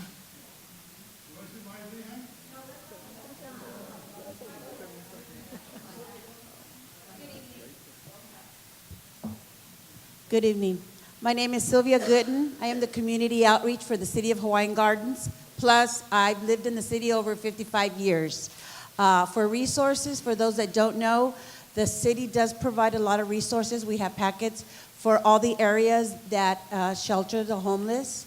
I do work with all the churches surrounding areas, Los Alamitos, Lakewood, Hawaiian Gardens. We're always in contact with all the people that work at the churches and volunteer. Any kind of information you guys want, you guys could call me at 562-420-2641, extension 215. Or you could call me on the city cell phone, which is 562-418-8082. If you need any resources, anything, we're there from 8 to 5 o'clock, and you could always call me. It's like 24/7. The city really cares for everybody, and just to let you know a little bit about me, the first person that I helped when I started working for the city of Hawaiian Gardens, I helped a homeless person that was living in the city, in the streets for many years. She got housed. We helped her with furniture and everything. So the city does wonderful things and does help a lot of the homelessness. And we do have a lot of resources. And with PATH also, they've been helping a lot of the churches. And with Terrell, I've been in contact. And when a homeless person comes, not to my office, I go to the park or whatever, they want to meet because they are afraid. They don't like to go to the office sometimes. And Terrell does help them tremendously, and other churches also. I just like to mention that we do help a lot, and there is a lot of resources out there. And we do get a lot of training through domestic violence that are homeless. We have agency through San Pedro that I'm in contact with. I get plenty of training through all that, parenting, everything that people need for resources, we have it there. So any questions, you guys could call me at any time, okay? Thank you.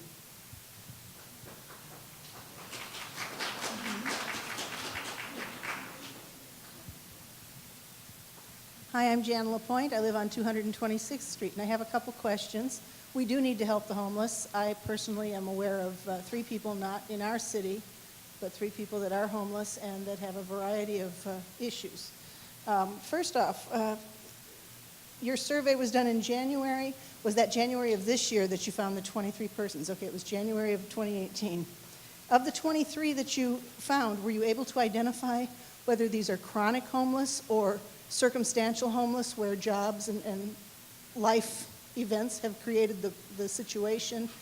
Are they people you can help? How many of these 23 do you believe you can help in the short term to get back on their feet? And then the chronically, I have several questions, sorry. The chronically homeless, the ones that are mentally ill, PTSD, whatever, they don't want the help.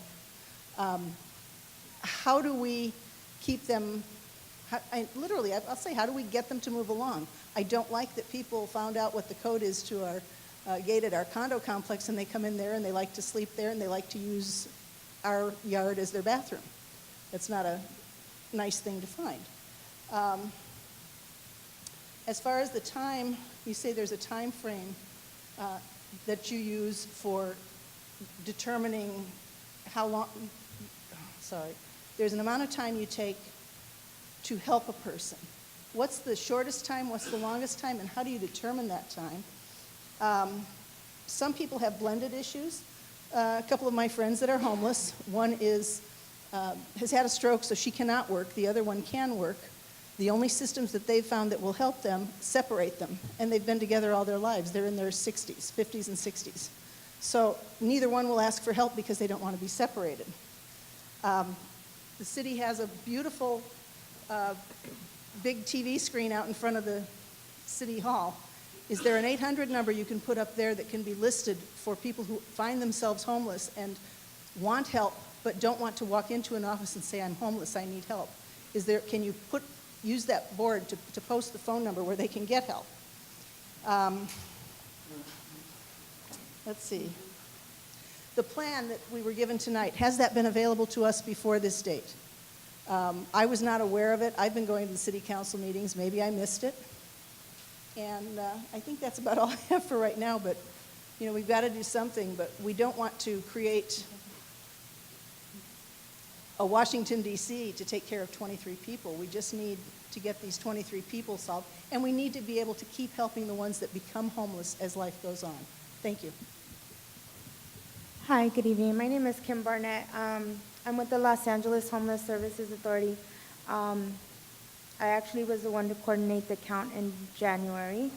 And the 23 people that were identified in that time, as it was explained in the presentation, it's a point-in-time count. It's not a detailed survey. We don't go in and ask people any questions. It's by observation. There is a certain amount of time after that particular week that we do go back and conduct surveys. It would be very difficult to actually survey every single person that's homeless in the county. So we do take and are able to get samples from the different surveys that we do to come up with and estimate numbers of the people who are chronic, who are, different demographics, experiencing different barriers, different issues, what different variety of age group they're in, ethnicity, all of that. And those numbers are available, and some of that information is also available on our website. But of the 23, like I said, it is a point-in-time count. What we do try to do is communicate that information over to our partners and with ourselves that are doing the outreach, and go back, when we're able to see if we can actually extend help to those people that are experiencing homelessness and we all work together, we create care plans for folks and see where they are. Everybody has different barriers, everybody has different issues. So what would work for one person isn't going to work for the next person. I might be able to reach somebody as to where Tomas or somebody from PATH may not, or vice versa.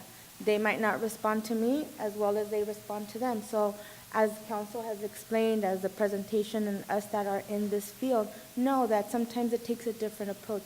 Sometimes it takes none of us. It takes the sheriff. They have better relationship with some of our homeless than we all do. I know that firsthand.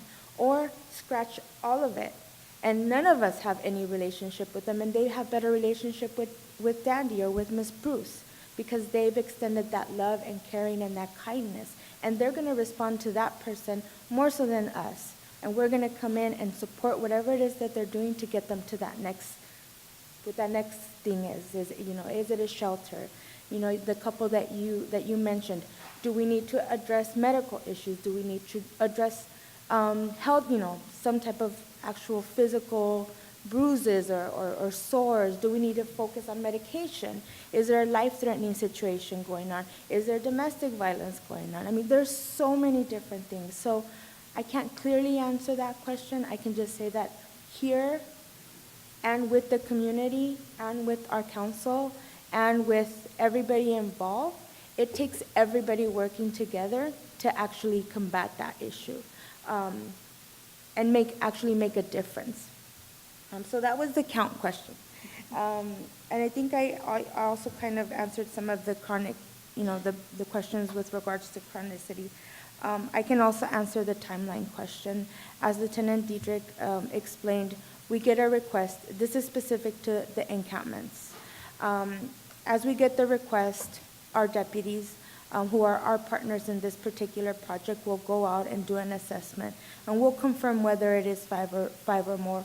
Either they get to it or we get to it. We do an assessment, we do some light outreach, we start to talk to folks, and then we start to really look in and dig deep and see, is it 5 or more people, or is it just a variety of people, or some people that are just visiting or hanging out, or whatever the case may be. And then from there, I talk to our partners. I say, hey, I'll call Tomas. I'm like, hey, Tomas, was your team out here last week?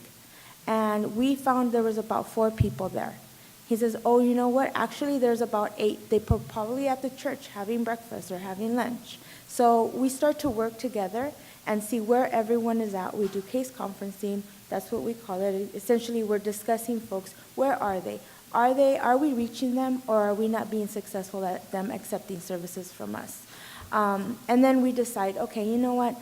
At the end of the day, we need to still do our job, and the job is to actually clean that up, right? And try to make sure that the public safety and everything is being addressed, but at the same time, we also want to make sure that we're providing services and making sure that people are being addressed. And so there is no clear answer of how long. My general answer is 30 days to do an assessment, to work with our partners. I'm at liberty to work with our partners here and to the right of me to say, you know what, I'm actually getting somewhere with these folks right now, and moving them along is just going to create a bigger barrier for us. I need a little bit more time. And we start to work together to see, where are we? Are we close to shelter? Are we close to getting them into a convalescent home? Do they need board and care? Do we need to find a tape provider? Is it a foster youth? Do they need to get connected with a case manager? Whatever the case may be. And we then establish, okay, we actually need a little bit longer time to be able to address the variety of issues that we have going on. So that really is what determines the timeline. And we leave it up to us as a team to really establish what does that timeline look like, and we work collectively. We try to communicate our timeline with our city, with the Department of Public Works, with our county partners. There's a lot of people that are getting the same phone call for the same encampment. You know, and everybody wants an answer, and everybody wants it yesterday. And so we do our best to address it without losing focus that at the end of the day, we have the people that are experiencing homelessness to try to help them. So that's where the timeline is. If I may interject for a minute, I'm sorry, I don't mean any disrespect, but Mayor and members of the council, I've issued 15 numbers already of people that want to make their comments before they need to leave. So I just wanted to let the council know and become aware that perhaps the public can continue providing input and maybe limiting the answers a little bit so that we can continue moving with the questions. It's up to the mayor and the council. I have no time constraints. I'm willing to listen to all those people. Well, what we're going to do is continue on with your questions, and then we're not going to have any answers, or we're not going to answer anymore until at the end of the questions. And then finally, the question about the co-occurring issues that the system we've created, the system that's created right now and that we're trying to expand on is to make sure that people have the supportive services before and after they're housed. And make sure that the social workers, clinical workers, intensive case managers are working with the people that are being housed to make sure that we prevent them to becoming homeless again. The last thing we want is to see people back on the street, and see them back out there in our community. If I may, I've just been informed that we're on a limited time restraint as far as our hosting school. So we really need to move along and maybe get the input from the public. And if we can, maybe like the mayor suggested, either just for our panel to take notes on the questions and maybe answer, the questions briefly more towards the end, and then just collect the public input. The public does have a 3-minute time limit, so they're honoring that if we can just move forward, and because I'm still issuing numbers, so I just want to make sure that the public... Okay, Lucy, your 3 minutes are up. Yeah, thank you. Let's go. Hello, my name is Lorena, and I was at the last meeting, and I told you guys my situation about I take care of my grandmother, so I can't work, and I have 2 kids, and my mom stays with me. I moved probably about 6 times in the last 2 years, so that makes me homeless. Moving to a motel is like $2,000 or more. I have 3 questions because I want the help, and you guys told me you guys would help me, and I've been to the city hall maybe 3 times, and I haven't got a call back from anybody. I want to ask you guys these questions. This program, does it open housing vouchers to our displaced residents as a priority, or assist us with security deposits for first and last month's rent? Because if I can make the monthly payment but can't afford the first and last month's rent. And for our homeless people living in motorhomes, instead of giving them tickets and harassing them, you guys should maybe talk about a special permit for motorhomes, because they do get ticketed a lot. And third question is, does PATH have ability to give permanent vouchers for housing for a homeless family?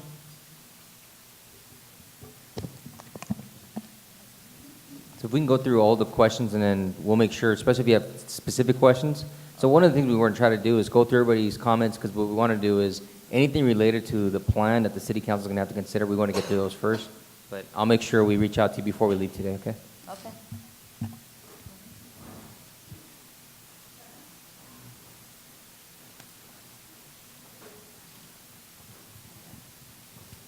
Hello, my name is Rosie Gomez. I've lived in the city for over 60 years. I just want to clarify something. Why the rumor about the housing?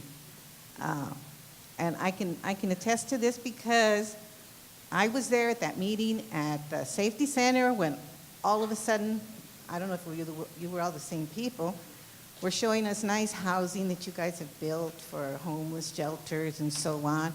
And we're going, okay, that's nice, okay. And towards the end of this meeting, all of a sudden it came up that, well, we're not going to build a shelter here, right? And then all of a sudden there was like nobody answered from that group over here. So that's where the rumor started. Now, next thing, we're talking about having a town hall meeting. Town hall meetings before the plan, that we were going to talk about the town hall, we were going to discuss with the community what we thought we could do for this plan. And these town halls were supposed to be held before, not after. Next thing we hear, oh yeah, we're going to have these town hall meetings so the community can have an input. And then all of a sudden there's a special meeting called. We're going to approve a plan. Now this plan was put out by some company that the city hired, which was like, I think it was over $100,000, 10,000? Well, anyway, they put this plan together, and then we're told that they're going to vote on that plan that same night. What happened to the town hall meetings? This is what I got out of that meeting, okay? And that's why there's the rumor about the shelters, because at that at that meeting, it was more or less presented they were going to build one in the city. Yes, it was, Mariana. You were there. I was there. We saw it all. We heard it all. No, let me finish. Okay. Next thing is you're talking about helping the homeless. The city at the center has showers there that used to be used by people to shower in there when they didn't have any place to go. Okay, why can't they bring it back up again? Have people in charge of making sure that there's no needles found in there, or keep transients out that are just there for trouble. Now, that was open, this was years ago when these shower systems. During the daytime, there are no children there. They have lots of personnel working. They can be supervising these shower areas where the homeless can go and shower if they want, right? What's wrong with that? Okay, another thing I want to bring up. We only have 23 homeless people in our city. Why can't more of you come out once a month, walk the streets there? They're basically up and down Norwalk. And talk to these people. I've seen a really nice lady with a baby buggy, and she's got her cutest little Chihuahua dog sitting right in the front, and he's just watching everybody. This lady could use a home. She seems fairly normal. She just out of luck. I mean, she needs somebody to kind of help her out and help her little dog too. So why can't you come out once a month, just walking down the street, or the churches over here? Why can't the churches walk up and down the streets and talk to these homeless? Instead of having them come to them, why don't they go out and talk to them? Catch them as they're walking along the streets or sitting and sleeping on the sidewalks. That's all I wanted to say. Thank you. I do have to say something. Rosie, we are working with that exact lady that you described. And one of the reasons that she was homeless is because she had lost the person that used to support her. He died, and she ended up without any ID whatsoever and couldn't get any assistance because she had no ID. So we have been working with her. But look, you guys keep saying, and this is just, I don't know how much I can better explain this. This is a transient population. These are transient people, which means they may live in Lakewood, Norwalk, Hawaiian Gardens. They move around. One week you're going to count 24. The next week there's going to be 54. The next week there's going to be 11. The next week there's going to be 22. It's a transient population. I don't know how I can explain that. It's not like, oh, we'll do 23 people and then we're done. That's not how it works with homelessness. They move around, and so the best thing that you can do is to provide services to reach them, whoever they happen to be coming into your neighborhood. And yeah, they need help for all kinds of different reasons. But My name is Frances Rodriguez, and I wanted to ask the lieutenant about the homeless encampments. You said that you had to clean it up, disperse the people that were there. Have you had any here in Hawaiian Gardens that you've had to do that? We should not answer any comments Okay, right now and I have- until the Okay, end. well, that's my question. I have another one. On this plan, it shows that the city is going to donate $280,000 to the homeless problem. That needs to be taken out of that proposal, because that money should go to the kids from this city. The basketball teams, the football teams, the Sharks, baseball, volleyball, the volleyball team. That's where that $280,000 should go to. They have the Proposition H, they have all that money, millions of dollars. Hi, my name is Glenn Cornejo, an ex-resident here. I lived here in the city for 45 years. I grew up, went to school here and everything. I've seen a lot of changes have been made. The city's really, really advanced. Unfortunately, now we're having a lot of problems. Just last weekend, we had some shootings going on. And it concerns me because I am Parks and Recs. We're out there in the community. We're at the forefront. We see a lot. One of the issues they just brought up about the showers. Yeah, we did have them before in the past. However, once we got threatened by a homeless, a transit, with a knife, trying to stab one of our staff members. And also another incident occurred inside the shower room where two transits got in a fight over money. Yeah, there's no kids during the daytime. That's right, that's good, but it's allowing more, how would I say, unsecure feeling for our staff and for the patrons that come to play and use our facility. I don't think the shower situation is available for that. I don't recommend it. We do have a lot of other options. 24-hour fitness, maybe we can give some, we also got the other fitness areas where they could go and take showers. But what I want to get to is there's been more and more homeless and people that need actually mental health. They've come to our facility because we are a cooling station, and they sit and lounge. There's some of them that do smell really bad. Some of our seniors complain to me saying, what can we do about that? The only thing I know how to approach it without any training, and I wish I had your guys' knowledge and training, because I could better understand them, meaning that training will probably help me and my staff deal with homeless, understand why and how come, or the mental status of it. Because Parks and Recs have anybody and their mothers come in. They got Uncle Tom, Tia Toña, everybody that comes and uses our facility for whatever reason. We want to be at the forefront. We want to take the lead as far as educating the parents, the people, the kids, and how to understand these homeless. Because sometimes we don't understand. And when we don't understand, we intend to push them away and tell them to leave. So it's kind of hard for us, or for me, as also a staff person, to let my staff know how to handle situations like that. And saying that is, if I can't get a good leadership from my leadership, I can't pass that down to my staff and to our community. So that's where I'm at now. I know businesses are out there. They're probably watching or listening. I know that they watch our city channel. As Ernie watched our city channel before he showed up here. Sometimes they tell us, it's a laugh, it's a novela. It's, it's something that, it happens all the time. When I lived here all my life, I finally moved out, 2010. Yeah, I moved to La Mirada because of the same issues. There's a lot of bickering, a lot of fighting, but not a lot of unity. And we need that, okay? Thank you.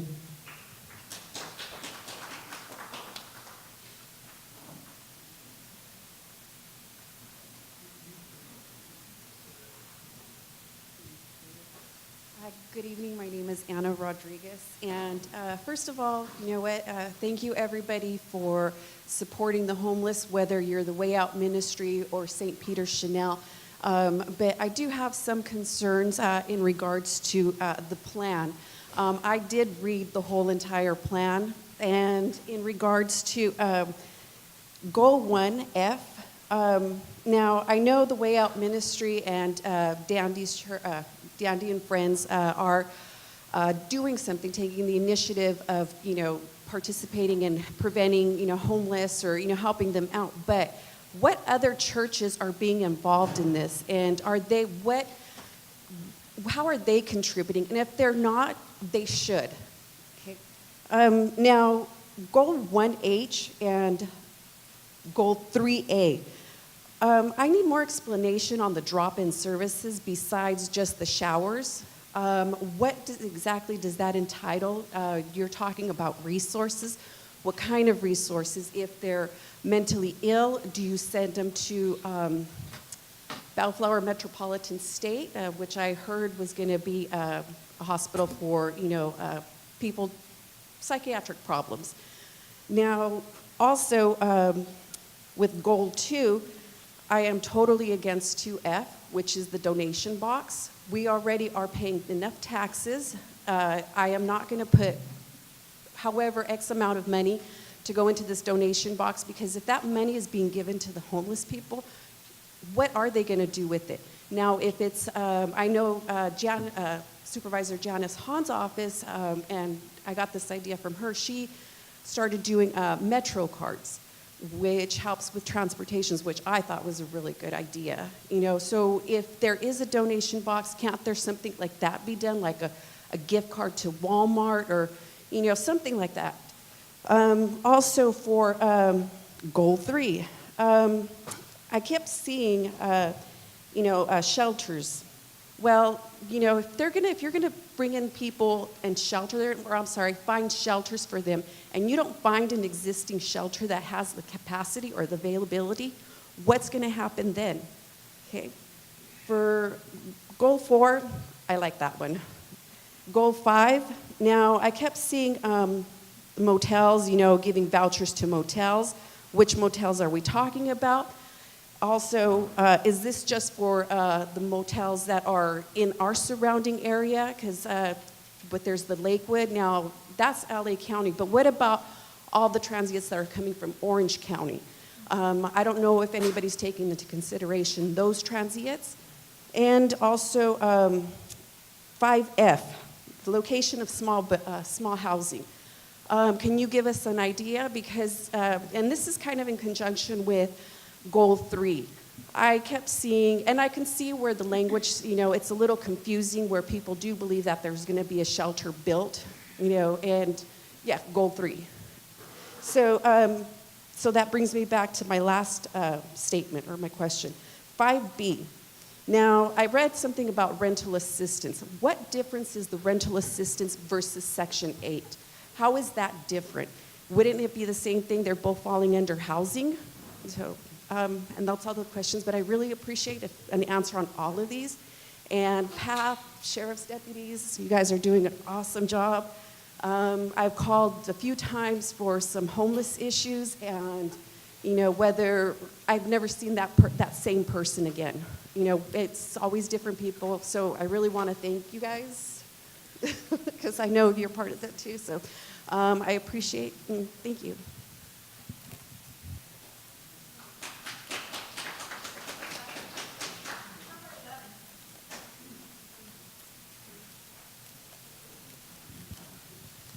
Hello, my name is Antoinette Anguiano, and I've lived in the city for 60 years, and I would like to say your program seems pretty good.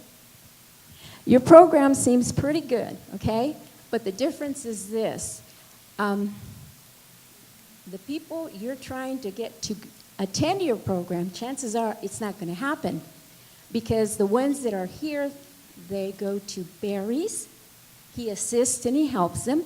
And the other thing is because he can trust. He can trust Barry and he can trust Terrell very well. Most of them, the ones that I've seen personally, because I've gone over there, And, well, they were pretty much raised here. The ones that I've seen over there, okay? They've been born and raised here. Like others prior, old schoolers, we had shipped them out of here, okay? We got rid of them. Hawaiian Gardens didn't want them around. So now, because they were gang affiliated, all right? So now we got the homeless, which seems to me people don't want them around. You can't do that. These people have every right to be here just as anybody else, because you people are being totally unfair to them, okay? I went today to, it was a Bible study at Barry's. Now, when I went in there, I was dressed down, okay? I was not dressed up in any way. They've never seen me in that particular program, you know, with these fellas. As I walked in, they just kind of looked at me. If I would have gone dressed up as this, I don't think they would have given me the time of the day. I spoke with them, they spoke with me, and we had a really good time. And today we also did a prayer. They recently had a homeless, I believe his name was Lance, and I was told he died, I don't know if it was June or July, I can't remember. That's very sad. Anyways, he passed away. This homeless person was 43 years old, and they did a prayer today in behalf of him. And I thought it was a tearjerker. And to see these homeless people, it was very sad because, you know, they seen him, they were with him and everything. But with these people, they got to learn to trust you. And they're very scared. They won't just go up to you. They're afraid. They're afraid that people judge them because of the way they look, because of the way they act, because of the way they dress. And most of these homeless that are going to Barry's church, they used to use drugs or they used to drink. Okay, so and some of them, they've had other problems. Your 3 minutes are up. Thank you.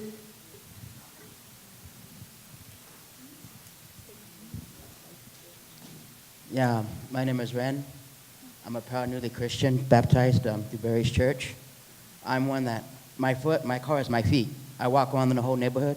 I've seen a lot of homeless, and the most homeless, though maybe 3 radical ones throughout the whole city that practically stay here. One's been here since probably the 70s, 80s, since I was a kid. I know some homeboys that still around here. They live in the cars. And when they say, well, these people have families to go to, because they were junkies, some family members on council should know, they've kicked them out for disgracing the family. So you can't always say, well, half of them have family to take them in. If you disgrace your family in the Gardens, you're kicked out, you're an outcast. So they're going to say, oh, well, they have family. No, they don't. One incident I had with my grandfather, my dad's side of the family. He was handicapped, diabetic. I was taking care of him. My aunt didn't want us there. She kicked us out, sold the houses. Me and my little brothers were on the streets along with my father, his girlfriend. So again, I've been homeless on more than one occasion. Family goes, yeah. At least I'm lucky. I have family go time to time. These people don't. What you people don't realize, this program is to help transients, not to give them a home here. It's just to give them support, to get them on their feet, to get them out. We're not trying to say, oh, we're going to give them a house here. We're going to be, harassing our kids, everything else. Oh, we're worried about the kids. No, it's just to get them get them help, get them what they need, and perhaps get them somewhere else. That's the whole point of this program. And another thing too is, there will come a time when somebody in this house, somebody in this room right here, will get kicked on the street. They become homeless, thanks to another president like Obama messes everything up. We get kicked on the streets again. It happens. One point I'd like to make. One of my favorite passages in the Bible, Matthew 25, verses 35 to 46. When the Lord says, you have taken care of me when you take care of a homeless, a sick, anybody in need. They will join me in the kingdom of heaven. Those who didn't know me and didn't accept me, didn't feed me, clothe me, they will suffer in the eternal fires of hell. We should think about this when we want to think of any homeless person and homeless children too. From my understanding, at certain schools, homeless kids weren't getting fed. They didn't have no program for them. From my understanding, now they're starting to get into the district. When I heard, I was angry. All these other kids can get food, even those that are on government assistance, whose parents are on welfare, who abuse the system, they can get food. The kids that live in the car, that don't have a home, they don't get food from the school. The own school doesn't even feed them. To me, that's where I have a problem, which is why I vote we should let this thing pass and help families, whether they're poor, transients, all the kids in school right now that aren't getting food to be fed. Thank you.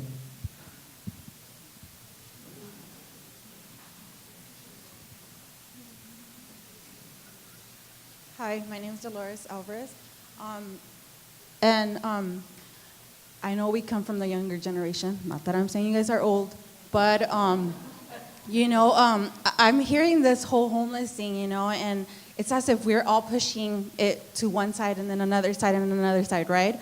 So like I said, because we are younger, we sometimes forget that a lot of these homeless, like I'm listening, the city has cleared up, has gotten better, but a lot of the homeless at least that I know that are here, they're my friends from high school. They're people that we all know, because we're all saying, a lot of the homeless, we know them. And it is an issue, and like you said, we're trying to alleviate that, but sometimes a lot of people, that just pulls more of the people to come into our city. But my point is, and that a lot of these emerge with the mental health, right, and with the younger generation, because they're not getting the help they need at schools or, at high schools or wherever we're coming from. Eventually, they will end up in a path that will lead them to homelessness, And we're so focused on, obviously, everybody needs help, homeless people need help. Everybody needs help. We're humans, we need kindness in this world because we lack that so much. But what I'm saying is, I'm listening to so many children being sexually abused, not getting fed, so many domestic violence. I mean, I know Lorena, I don't know her in a personal level like that, but she has 2 beautiful children, And that's what I'm saying. It's our community. These homeless people are our community, and that's what we should be focused on, And where does this come from? Where did this root off from? From when we're younger. Because we're suffering, because we're seeing domestic violence, because we're, just so many things. And as a community, that's where I think we should start, seeing and observing, like, okay, maybe this child or this teenager or this young adult is going through that mental situation. They need support. What can we do to avoid them into getting into the path of homelessness? And just help the people that we already know and prioritize, like our families, that are here, that we do know, because the last thing we want is, I understand they come from every other place, but our children and everybody that, is involved in the community, we all connect somehow. And if we have someone who's using drugs, and we have a teenager or a child who doesn't have the moral support. Your 3 minutes are up. Thank you.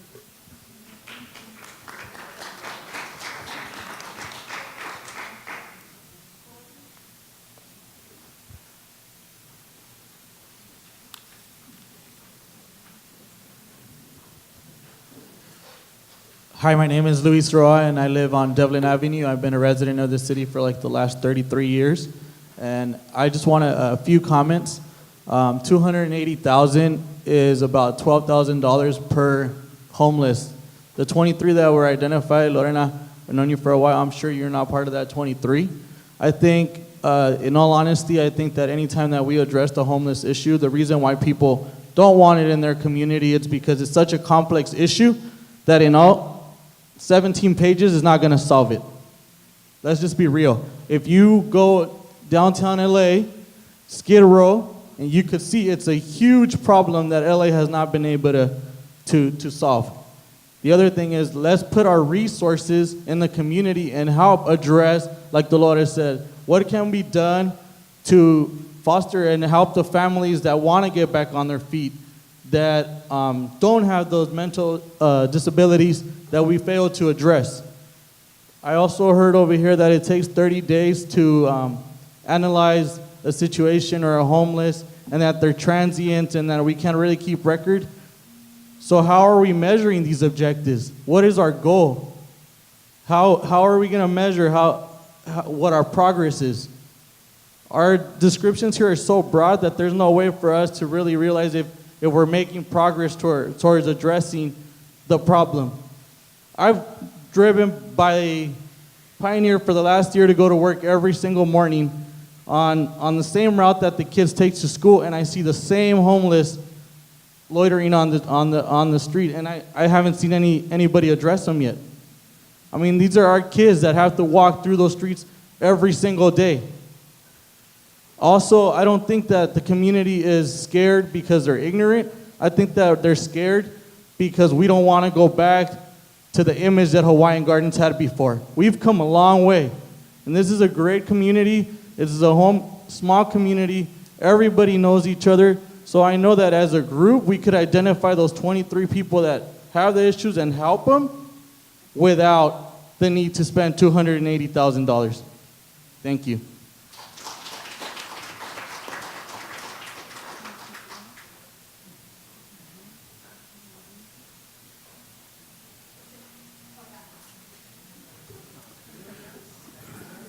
Thank you. So now is the time to address any comments. I guess we'll start with Pat over there. If you have any comments on some of the questions that were provided to you.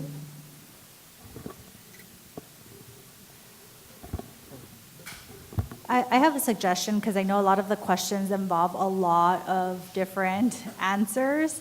And I know that can be also very time consuming, and there are a lot of residents that couldn't make this particular meeting. I don't know if it would benefit the community, and this is an option for my colleagues, to perhaps create an FAQ. You guys all have the questions.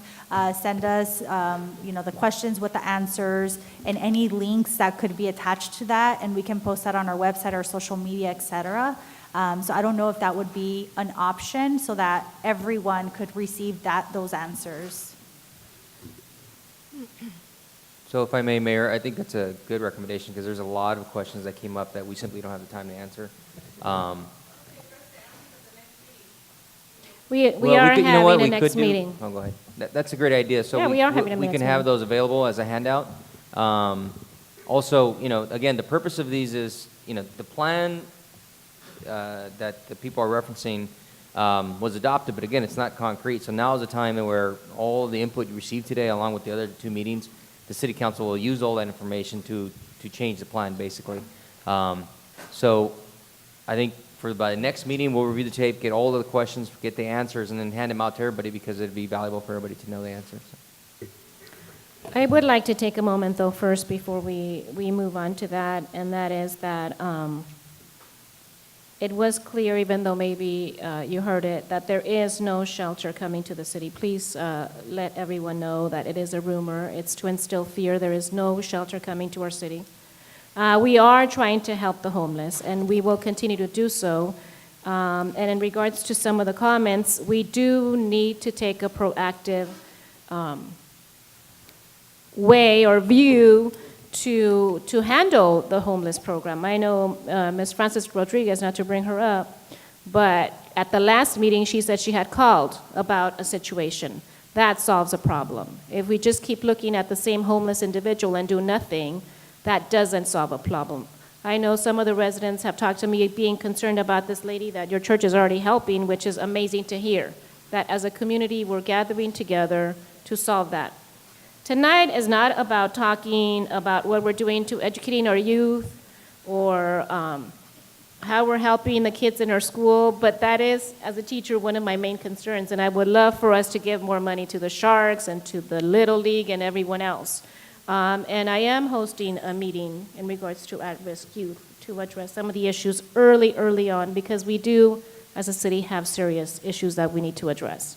But we will have another meeting that I hope you join us that addresses particular populations that are homeless. I think today was amazing. I know I learned so much. I want to thank our churches because they are taking that role in helping homeless individuals. I'd like to thank Pat for being here. Officer Dietrich, I heard amazing things about you. Thank you for taking the time because I know you're extremely busy, and thank you for being in our city. And thank you all for taking the time to join us here. And I know that if you weren't here, you will see it televised. And in regards to posting that 800 number, Mr. Hernandez, can you please follow up on that? Yes. So that all of our residents have access to that. And no, you should not be in fear of coming to our city, but if it helps you to see the video, the information through our video or televised programming or seeing it on our screen, and we're able to help a homeless person, I think that we're meeting our goals here as a city. I would just like to clear up one more misnomer. We tried to clear up the population number, but that obviously did not work. I don't know, I've said it 3 times tonight. It's a transient population, Mr. Roa. It's a transient population. It's not 23 people in Hawaiian Gardens and we're done. It's numerous people that live in many different places circulating throughout different cities. And so it's not a matter of taking a certain amount of money and throwing it at each person. The other thing is the money that you see in this proposal that comes from the county can only be spent on Measure H designation, which is homelessness. It cannot be spent on the sharks. It can't be spent on any other program in the city. It cannot be spent. When money comes from the county, it's designated for a purpose. The purpose is Measure H, homelessness money. So either we use that money for homelessness or we don't get the money at all. That's the bottom line. It's not cutting into our general budget. That is money coming from the county so that we can help be a part of dealing with homelessness. And it's a great gift from the county. I appreciate the gift. It's needed. And you know what? All cities are not taking the money, which is unbelievable. They'd rather do nothing at all for the homeless and hope that other cities do it for them so that they don't have to do anything. Well, that doesn't make the problem go away. You know, I think eventually it's going to have to be something that is federally mandated, that all cities must participate or be fined large amounts of money. That's where we're headed, folks. But Hawaiian Gardens wants to do something. And so that money is only for homelessness issues. Can't be spent on anything else. So don't let anybody tell you that. It's just not true. So thank you all for coming tonight. I really do appreciate your participation. And you know, my number, my cell phone number, 562-547-6608. You can call me, and I will be happy to answer your questions. You can come to the Way Out Ministries Resource Center if you would like. It's a public place. You can come and you can ask questions there. I love questions. I just like the questions to be relevant. And when we answer a question, I hope that it's understood that, you know, it's there so that you have information and that you would pass correct information on to your neighbors and other things so that we can really do something about this problem rather than creating a new one. Thank you very much for coming.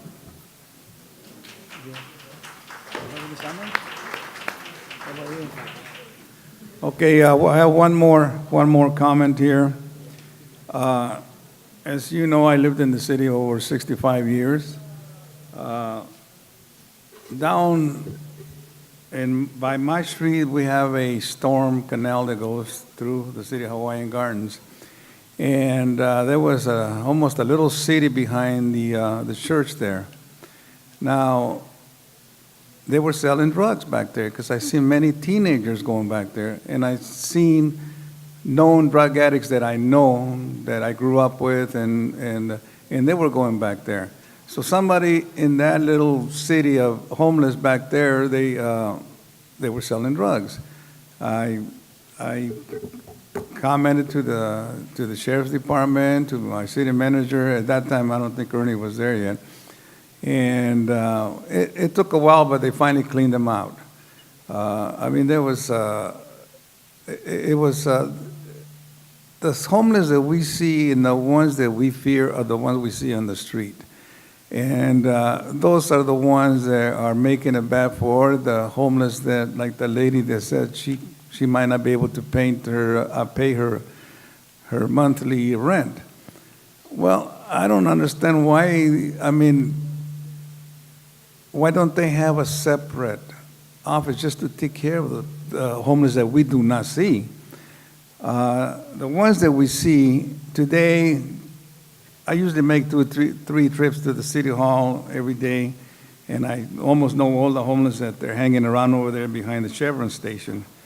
Today, there was around 7 new ones that I just noticed. And of course, they were gathered back there and they were doing all kinds of things. You can tell that they were either on drugs or they were alcohol or maybe mental health. And those are the ones that we don't want to see hanging around our streets. They don't ask for help and they don't want any help because they like the way they live. They don't want to live by any rules, just like in the old days when the hobos used to travel across country in trains. They didn't want to, they just wanted to live free. As far as finding a solution, you can never find a solution. They've been homeless since day one. Beggars back in the Europe 1500s. I mean, there's always been beggars and homeless. So, like L.A., like somebody says about the homeless in L.A. by the missions out there, 6th Street, there must be thousands of them out there. And every year, there's more and more. You'll never find a solution as long as you feed them, as long as they get what they want, whether they're mentally ill, whether they get their drugs, their alcohol, they're happy. That's the way they are. If you go down there, look at them, watch them, how they react to each other out there, and they just, and the fear that we have here in the city of Hawaiian Gardens is having them concentrate. Like I said, if you go down to the corner of Pioneer and Carson, you see a concentration of them right there. We have the normal ones that have been there for years. And then we have those that come through there. Like you said, a lot of them are transients. They just hang around there for a while. They panhandle for money on the medium there. And then they move, some of them move on and some of them stay here. So we had an incident like Glenn was saying. We had one of our employees, Pablo, one of the homeless went into City Hall, punched him in the nose, broke his nose, and walked away, and he was never arrested. Just walked away like nothing. So the fear is that if we start feeding these homeless that live on the street, they're not going to go nowhere, just like they do in L.A. They're going to hang around because they know they're going to get services there, they're going to get showers there, they're going to get fed there. But what's going to happen at night, since we don't have any shelters? What's going to happen? What do you think they're going to go? They're going to hang around there. And like you said, we have children going to our schools there, going to come in here to Hawaiian school, and it's a problem that nobody wants to, or they can't solve. Right now, Orange County, cities are fighting over shelters. Their county wants to build shelters out there, and they don't want them. City of San Pedro, City of Carson, they don't want the homeless there. Chinatown, they tried to, I don't know if they succeeded, but they were going to have a homeless shelter up there, and the people went in uproar, and they were protesting and everything. So, but there is homeless that we don't see that do need help, and those are the ones that should be reached. Go out to them. And our outreach person, she has helped a lot of people because I get involved with some of the problems she has, or some of the residents that go over there and they have. Oh, you'd be surprised what kind of problems they have. Like she says, some of them cannot make the rent. So we've been helping all these people all this time, but nobody knows about it because a lot of that stuff is confidential. A lot of the problems that they have, whether violence in the home, it's all confidential. But there is we do a lot of outreach there. But as far as the homeless, feeding the homeless here, the main problem is where are they going to go at night?